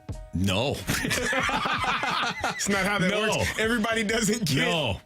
Everybody gets stars in the hockey games. Why can't everybody get a championship? Hence my problem with the stars. But not every team. No? Like the Falcons, the Lions. Wow. There are teams that will never win the Super Bowl. Really? Yeah, and I know what Blues fans are saying right now. I didn't think the Blues were going to win. It could happen. It can't. Okay. It really can't. The Lions, they haven't won a playoff game. The Lions, I wasn't even born the last time they won a playoff That'll be game. done this weekend. Look, there are teams in all sports that merely exist for the other teams. I agree. That's it. That's in all levels, too. At all levels. College. Some people say that about Illinois. You think I'm a fan of this with team? those people, though. Well, yeah. You're fine, Craig. Illinois football. Let's not discredit the basketball team Very now. true. Very Thank true. you. But think about it. There, in all sport, basketball. You're a huge basketball fan, Carey. Yeah. There are the Portland Trailblazers aren't going to win an NBA title. Probably not. I mean, they did get rid of their best player. The Portland Trailblazers are not going to win an NBA title. But hey, people said that about the Denver Nuggets, too. They look at them. I don't feel like people would ever say that about the Nuggets. They've said that about the Nuggets. The LA Clippers. There you go. The Clippers exist for other teams. But they are really good this year. They got 4 future Hall of Famers. They're not going to win it all. You don't think? No, they're the Clippers. He'll figure it out This is my point. NHL, Marshy. Like the Ottawa Senators, they're not going to ever win anything. I mean, they could. Actually, They've been in the Stanley Cup. I shouldn't use that. Our guy Brady's there. Let's look at another team in the NHL. Columbus Blue Jackets. Yeah, that's a good one. That same conclusion. Solid There we go. one. The Blue Jackets. There you go. What about the Coyotes? Yeah, they're not going to win anything. They're never going to win anything. They've been close. They're playing in a Kinda. shoebox, small arena. Yeah. That's not. Hey, don't be hating on the mullet now. By the way, we got a text from the 618. Anthony's position is guard/tackle. Guard the water and tackle anyone that comes near it. That's right. Darn right. I got promoted from left out then. There you go. I like that. There you go. By the way, about the stars, we need the text line to send us in their 3 stars of the day. Yeah. We do that every day now here in the Fast Lane on 101 ESPN. All right, Bill Belichick has parted ways. He and the Patriots have decided to part ways. So how does this look for the rest of? I mean, you got some intriguing coaching hires. This is one of the more intriguing coaching cycles, I would say, in quite a while. It's not just the hot coordinators, which is typically what it is. We're talking about, coaches that have won Super Bowls, coaches that are well regarded, like Mike Vrabel. We'll get into it next on 101 ESPN.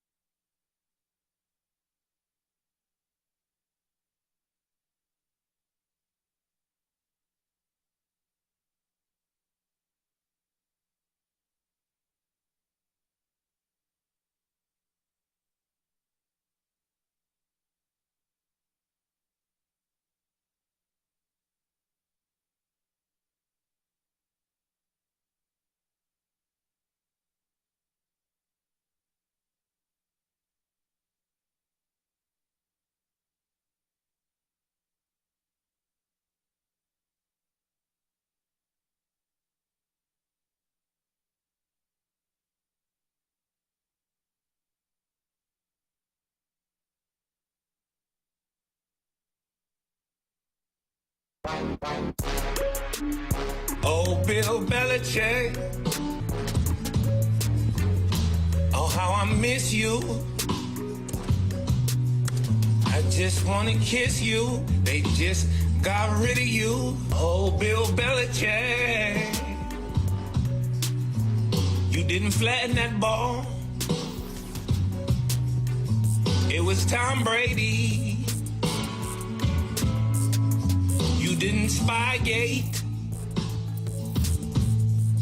You didn't Deflategate. He's innocent. So why fire him when it should have been Mr. Krabs? What's that from? That was Chandler Jones today on Twitter. Chandler Jones? Holy smokes.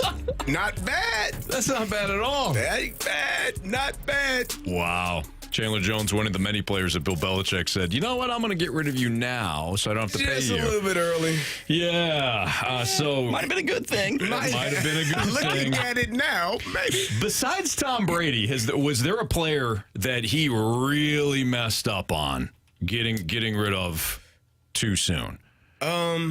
That's not to say that, like Lawyer Malloy went on and had good seasons with Buffalo and even Atlanta. Was it Vince Wilfork didn't do much. Light? Was it Light? Matt Light? Am I thinking of the offensive lineman that Matt they traded? Light, yeah.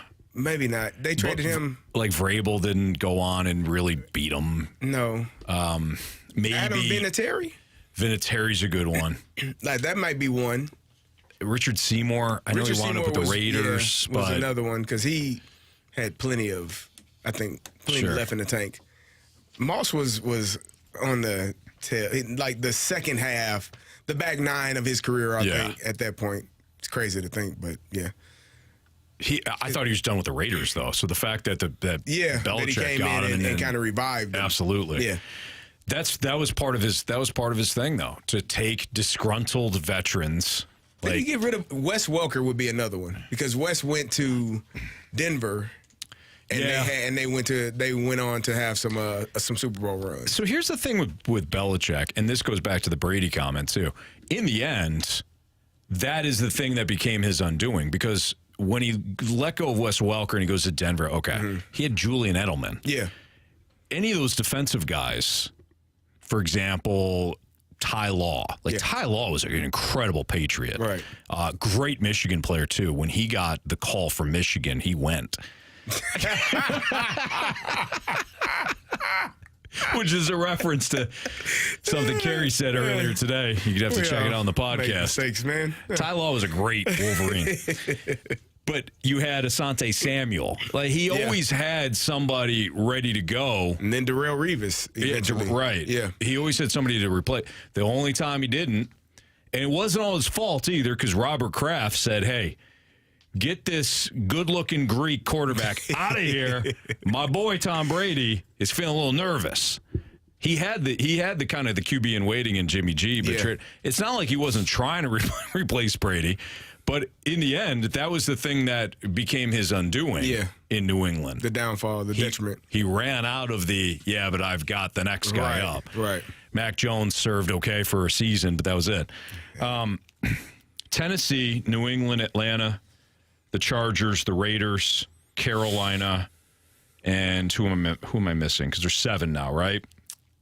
You said Commanders? I did not. Thank you, Washington. You've got Belichick, Vrabel. Do you think that Pete Carroll's done coaching? Because I don't. I don't think so. I think he will want another opportunity somewhere. I think so too. Yeah, I think he's. The whole thing seemed weird how it went down. It doesn't feel like he's a. Pete Carroll is he's the same age, I believe, as Nick Saban and Bill Belichick. Yeah, they're both around 71, 72 years old. 72, yep. But his energy is a little bit different than what those guys display on the sidelines. And so I think he still has a lot left in him and potentially wants to still coach. And if he does, do you see him fitting in one of these vacancies? Absolutely. But before we get to that, Belichick, Vrabel, Pete Carroll, Jim Harbaugh, okay, Brian Flores, Ben Johnson. Let's just stop there for a second, okay? Ben Johnson is the hot name, is the hot coordinator because of what he's done with Jared Goff and the Lions. So there's always going to be the hot coordinator names. Right. That's typically all you get, though. This is Ben Johnson. Then let's go up to Brian Flores. Brian Flores was one of the DCs in New England that won a Super Bowl. He's the one that shut down that Rams offense with Jared Goff. Did you put Dan Quinn on there? I did not. Thank you. Put him on there. Dan Quinn. So Flores won a Super Bowl as a defensive coordinator, got the shaft in Miami. He definitely did. Completely turned around a Minnesota Vikings defense that had virtually the same group the year prior that was terrible. So we got a Super Bowl winning coordinator. Dan Quinn won a Super Bowl with Pete Carroll in Seattle. Almost won it against Belichick in that 28-3 Super Bowl. Harbaugh has won everywhere he's gone. Just won a national championship. Carroll, Super Bowl winner. Vrabel, incredibly well respected. And Belichick. This might be the best coaching cycle in terms of resume that I've ever seen. I agree. I mean, you got, two of the guys are Super Bowl champions on that list, so that helps add to the list. And then you get Ben Johnson, who, for the Detroit Lions, what they've done offensively has been outstanding. He's done a really good job. And when I'm looking at it, I guess it always also depends on where you end up, because as great as you can be, it's a lot easier when you have Amon-Ra St. Brown, when you have Jameer Gibbs, when you have David Montgomery and Jameson Williams and Sam Laporta and Jared Goff as your quarterback. If you don't have that in the place where you're going, you're not going to look as good. Now, Tennessee is probably lacking some of that. Maybe the Raiders have that minus the quarterback. Oof. You got Devontae Adams, and you got, I don't know what the hell is wrong with Josh Jacobs. I don't know what was wrong with him. Yeah, I mean, he might be done now. I haven't heard Hunter Renfro's name in 2 or 3 years. It feels like they paid him and he disappeared. Yeah. So that's a place. Carolina, not great offensively. If you're an offensive coordinator, you want to go to a situation where you got guys that can play and do the things that you want to do. That would probably be the Chargers, but that's going to be the team that I think every coach on this list is going to be looking to get to.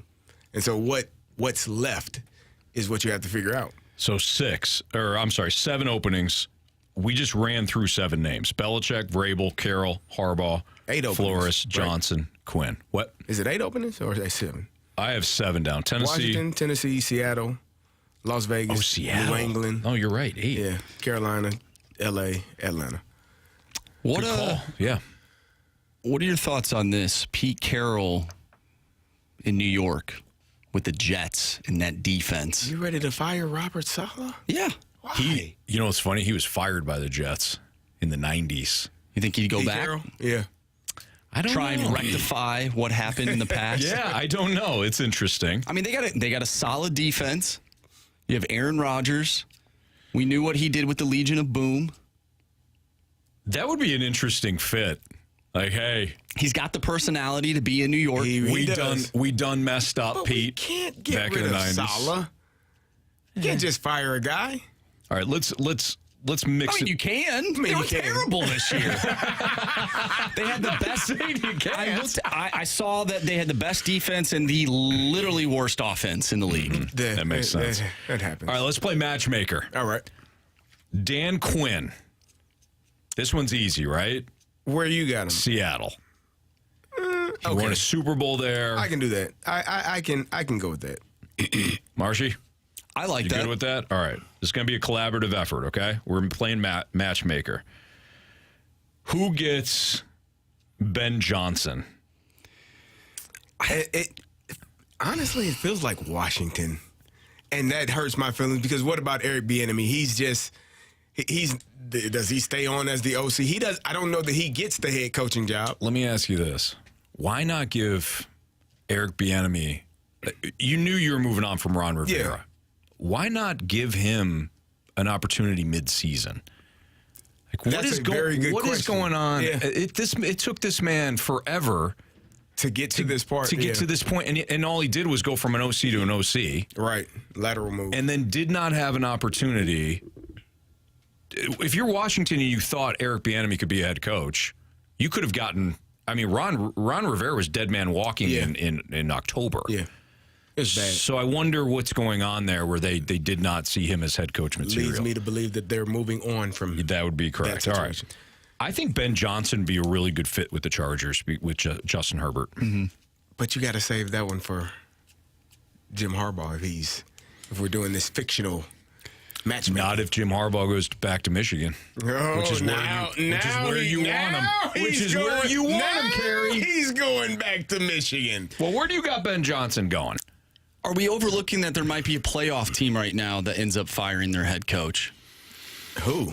Okay, let's run through this. Cowboys, Cleveland, no. Houston, no. Miami, no. Kansas City, no, unless Andy Reid retires. Pittsburgh, Imagine no. Ben Johnson with Kansas City's offense. That would be incredible. Yeah. Assuming he could do what he did. Yeah, that would be. Buffalo, no. Green Bay, no. Dallas, probably not.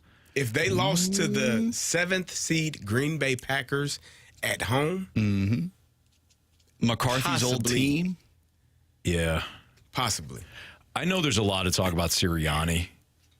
There's been some smoke, but there's no way, right? No, Sirianni. Why? Because he went to the Super Bowl last year? They fired Doug Peterson a few years after they won the Super Bowl. Yeah, Doug got a little nutty. Yeah, a little old. A little nutty in Philly. All right, so we've got nothing then. We got Quinn to Seattle. We've gotten Quinn to Seattle. I'll give everybody's saying Vrabel to New England, which is that could be an obvious fit too. Mm-hmm. That's fine. All right. The other name I would throw out there is Flores. To where? New England. He was a DC there. He won a Super Bowl there. I think you should stay with the Vikings. No, of course. I know you should. I know you think that. What about Flores to Atlanta? I love Flores to Atlanta. That would be a good fit. That's a good fit. All right, Flores to Atlanta. Get some toughness for the first time in ever. How about Belichick to Washington?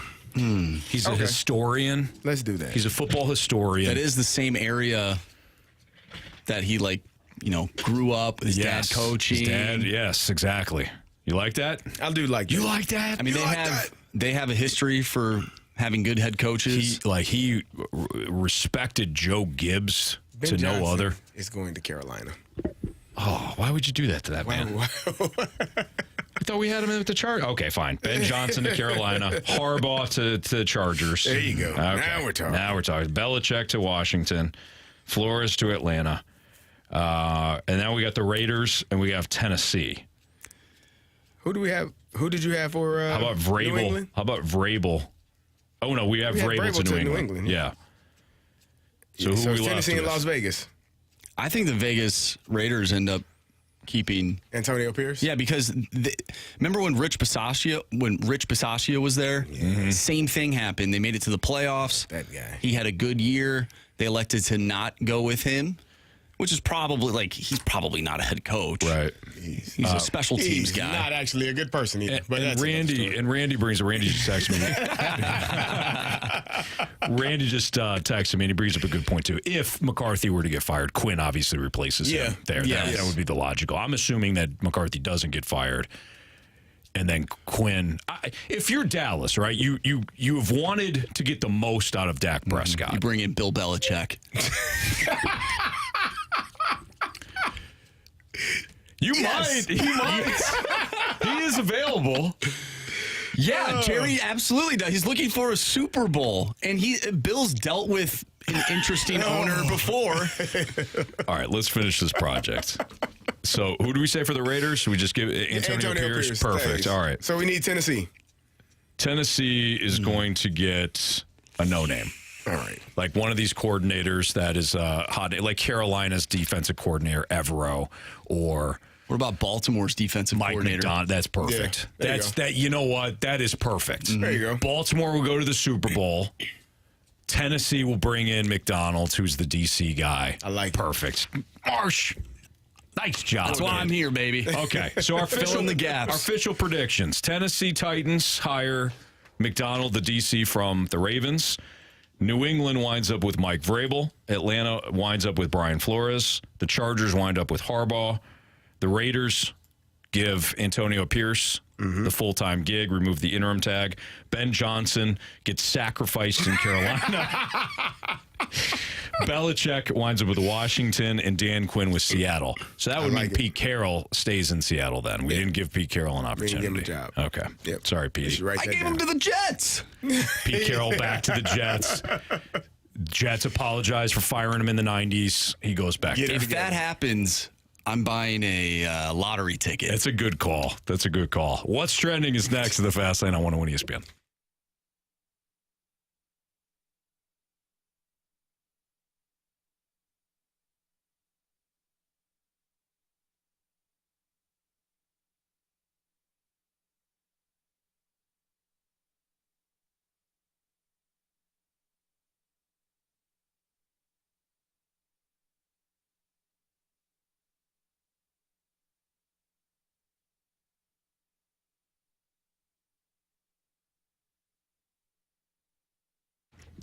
Well, if you're anything like I am, I wanted to find a dealership that matched my needs. Of course, you always want a great deal, but you also want to feel like you're being taken care of. And when it comes to Auto Centers Nissan Herculaneum, they take care of you. They take care of you with reliable vehicles, great pricing, financing options. In fact, I think they got the best financing department anywhere.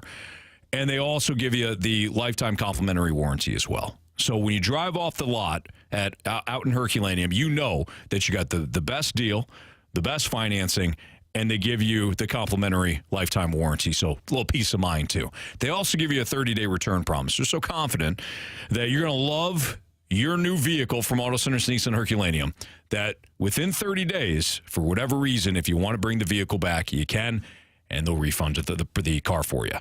No problem. Auto Centers Nissan Herculaneum, one spot, one dealership, over 700 vehicles, new Nissans and used vehicles, any make, any model, cars, SUVs, trucks, you name it, they've got it. Start at AutoCentersNissan.com and then head out to Herculaneum. It's Auto Centers Nissan.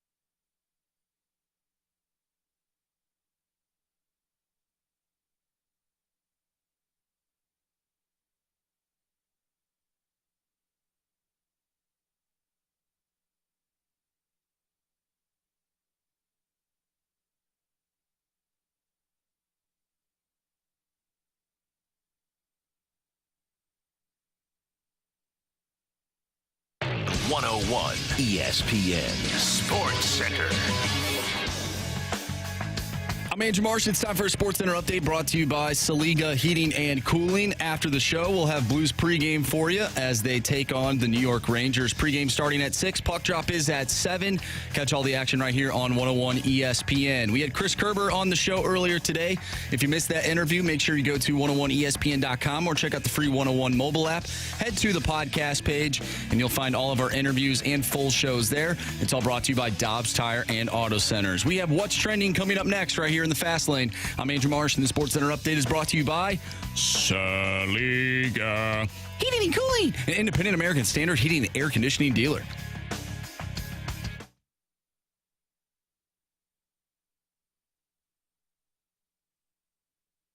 It's time to find out what's going on in the sports world with What's Trending Now. Brought to you by Goodwill. Donate a car and get tickets to the St. Louis Cardinals. Welcome back to the Fast Lane here on 101 ESPN. Anthony Stalter, Carey Davis. I'm Andrew Marsh, and it's time for What's Trending. Guys, we haven't really talked about Dan Lanning going back to Oregon today. How about that?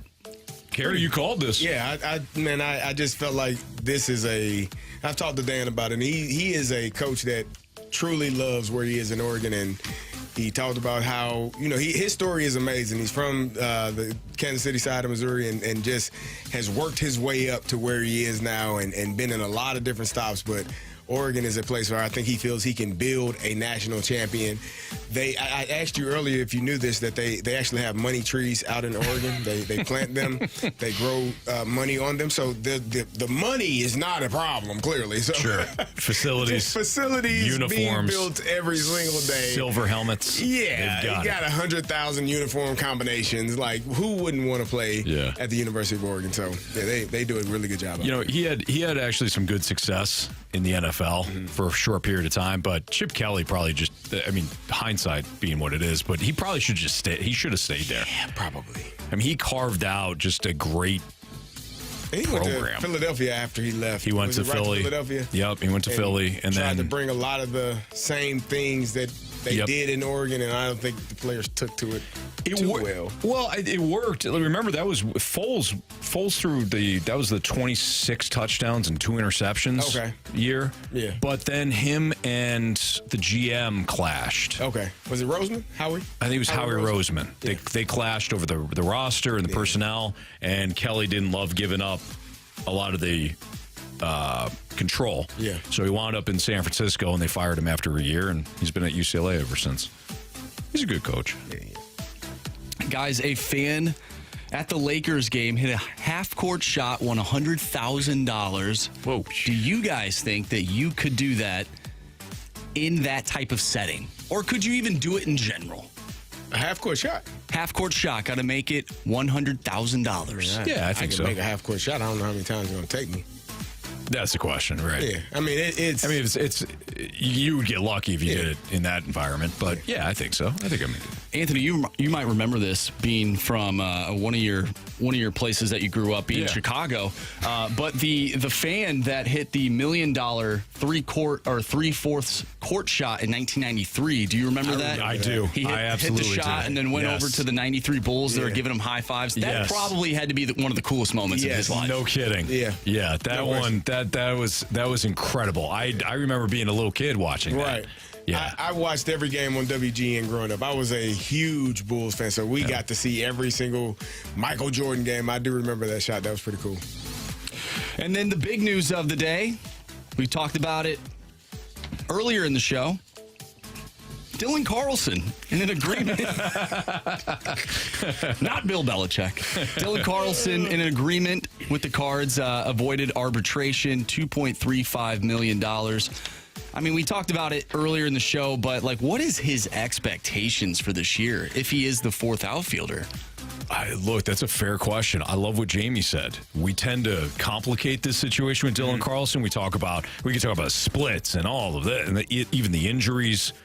What Jamie said is 100% correct. Show up to spring training, steal a job from somebody, because you're the fourth outfielder right now. Right. Force them to move Tommy Edman to the infield and then worry about where they're going to play Gorman and Donovan and everybody else. Right? Gorman should be your everyday DH, and you start there. You have an opportunity. And I think to win a job. It makes your team better if Dylan Carlson is healthy, hitting, and playing center field. Yes. Because I said earlier, I think he's the best outfielder, complete outfielder of all four of them. I think you were foolish when you said it then, and foolish now, Kerry. But I love you Marshy agrees. Nonetheless. Yeah, I don't think I ever agreed with you on that one. Jamie agrees, right, Jamie? Yeah, oh yeah, Jamie agreed. For complete sure. outfielder. Absolutely. I feel like, you got to prove something. Well. Now, he's at his best when he is hitting doubles, getting on base. We've seen what he can do in the field, but, I mean, if you're getting that, 2020 version of Dylan Carlson, you're looking pretty good. Yeah. He had cleanup for them in the wild card game that year. Yeah. That's what I'm saying. Yeah. I think the best version of him is when he's doing stuff, he's you got to do stuff. He's hitting, he's fielding. He's just there. Yeah. He's healthy. Yeah. He's a fourth outfielder. Be healthy. Be healthy. At some point. Rookie of the year in 2021, fellas. What are you guys talking about, huh? Okay. Marsh, you got anything else for us? No. No. Okay. Let's wrap this thing up. Let's do it. Bet the board next on 101 ESPN.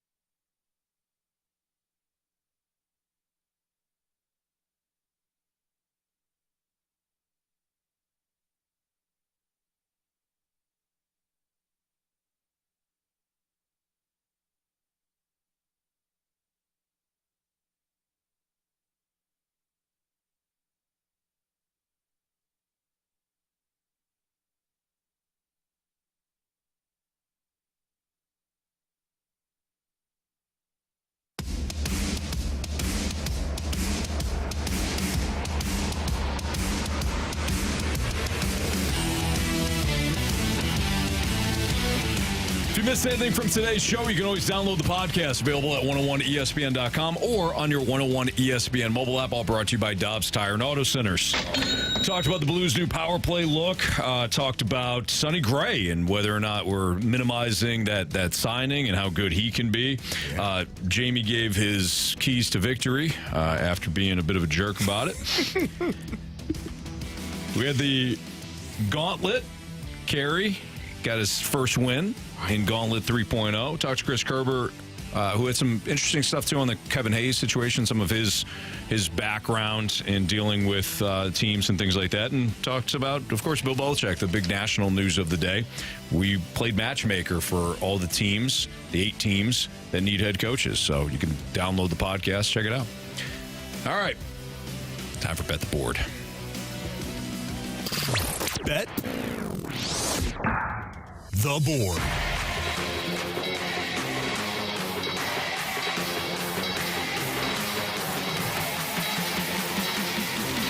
Four picks for your friends. It's time to bet the board with the Fast Lane.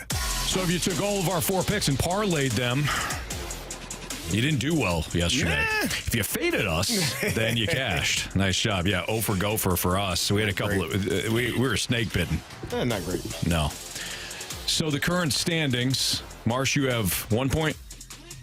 I have 1, yes. I have 0. Marsh 1, Carey 2, Jamie 2. So there's current standings. Carey. Yes, sir. We already know that Jamie took the Canucks again. He loves the Canucks. It's his favorite team. Plus 110 in Pittsburgh tonight, so the Canucks are off the board. Who would you like? I'm going to go the Damian Lillard over 24.5. Points? Okay. There's minus 110 for that. All right. Who they got tonight? The, Boston Celtics. I think it might be a matchup. That's in Milwaukee, right? It's in Milwaukee. Okay. Yeah. So you have Dame Lillard over 24.5 points. Okay. Yep. Marsh. I'm going with the Blues team total, which is set at 2.5. I'm taking the over the last 5 games that the Blues have played the Rangers in. They have scored at least 3 goals. At least 3 goals. Now, they have not won all of these games, but they have scored at least 3 goals, so I'm taking the over the over 2.5 goals. Team total. Any of them coming on the power play, Marcy? Anthony, you're up next. Good idea. I got the Panthers tonight. I got the Florida Panthers. They're at home against the LA Kings. The Panthers have won 8 of their last 10 games. They're red hot. They've been excellent at home. They're only minus 140. So they just sneak into that odds line. I need a dub for my guy Chuck.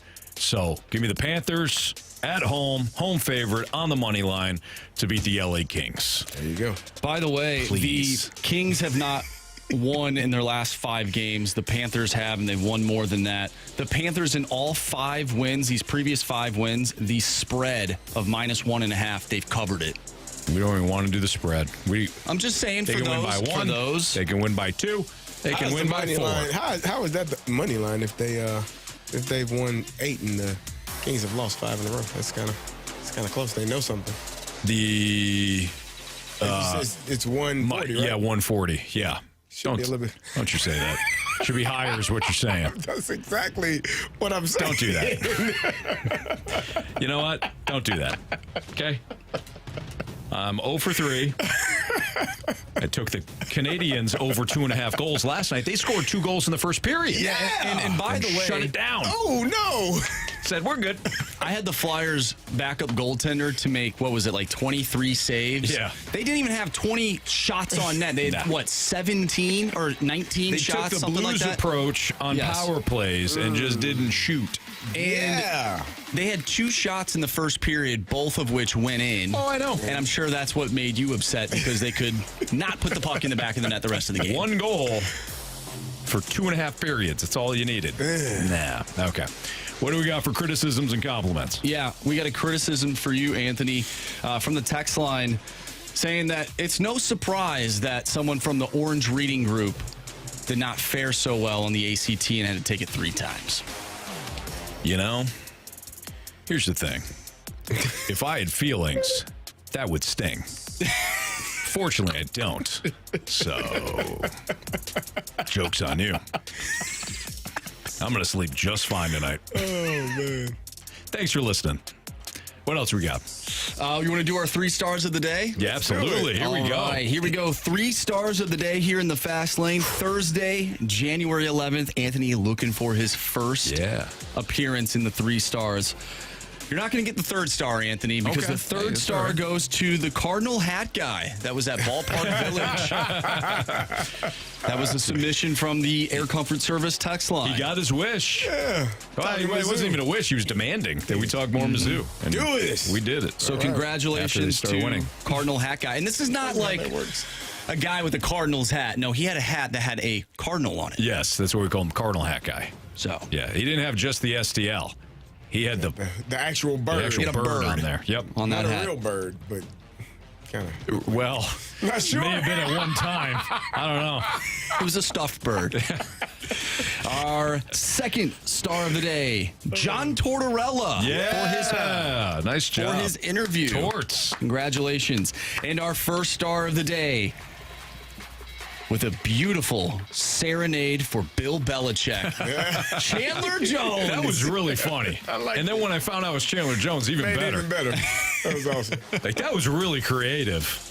That was good. Good for him. All right, we've got Blues hockey coming up right now. Blues Rangers pregame starting in about 5 minutes. The puck will drop at Enterprise Center around 7 o'clock. You'll hear from Alex Ferrario, Chris Kerber, Joey Vitale. Looking forward to the Blues pregame and, of course, the play-by-play tonight as the Blues look to take down the Rangers. For Jamie Rivers and Andrew Marsh, Gary Davis, I'm Anthony Stalter. We appreciate everybody listening. See ya.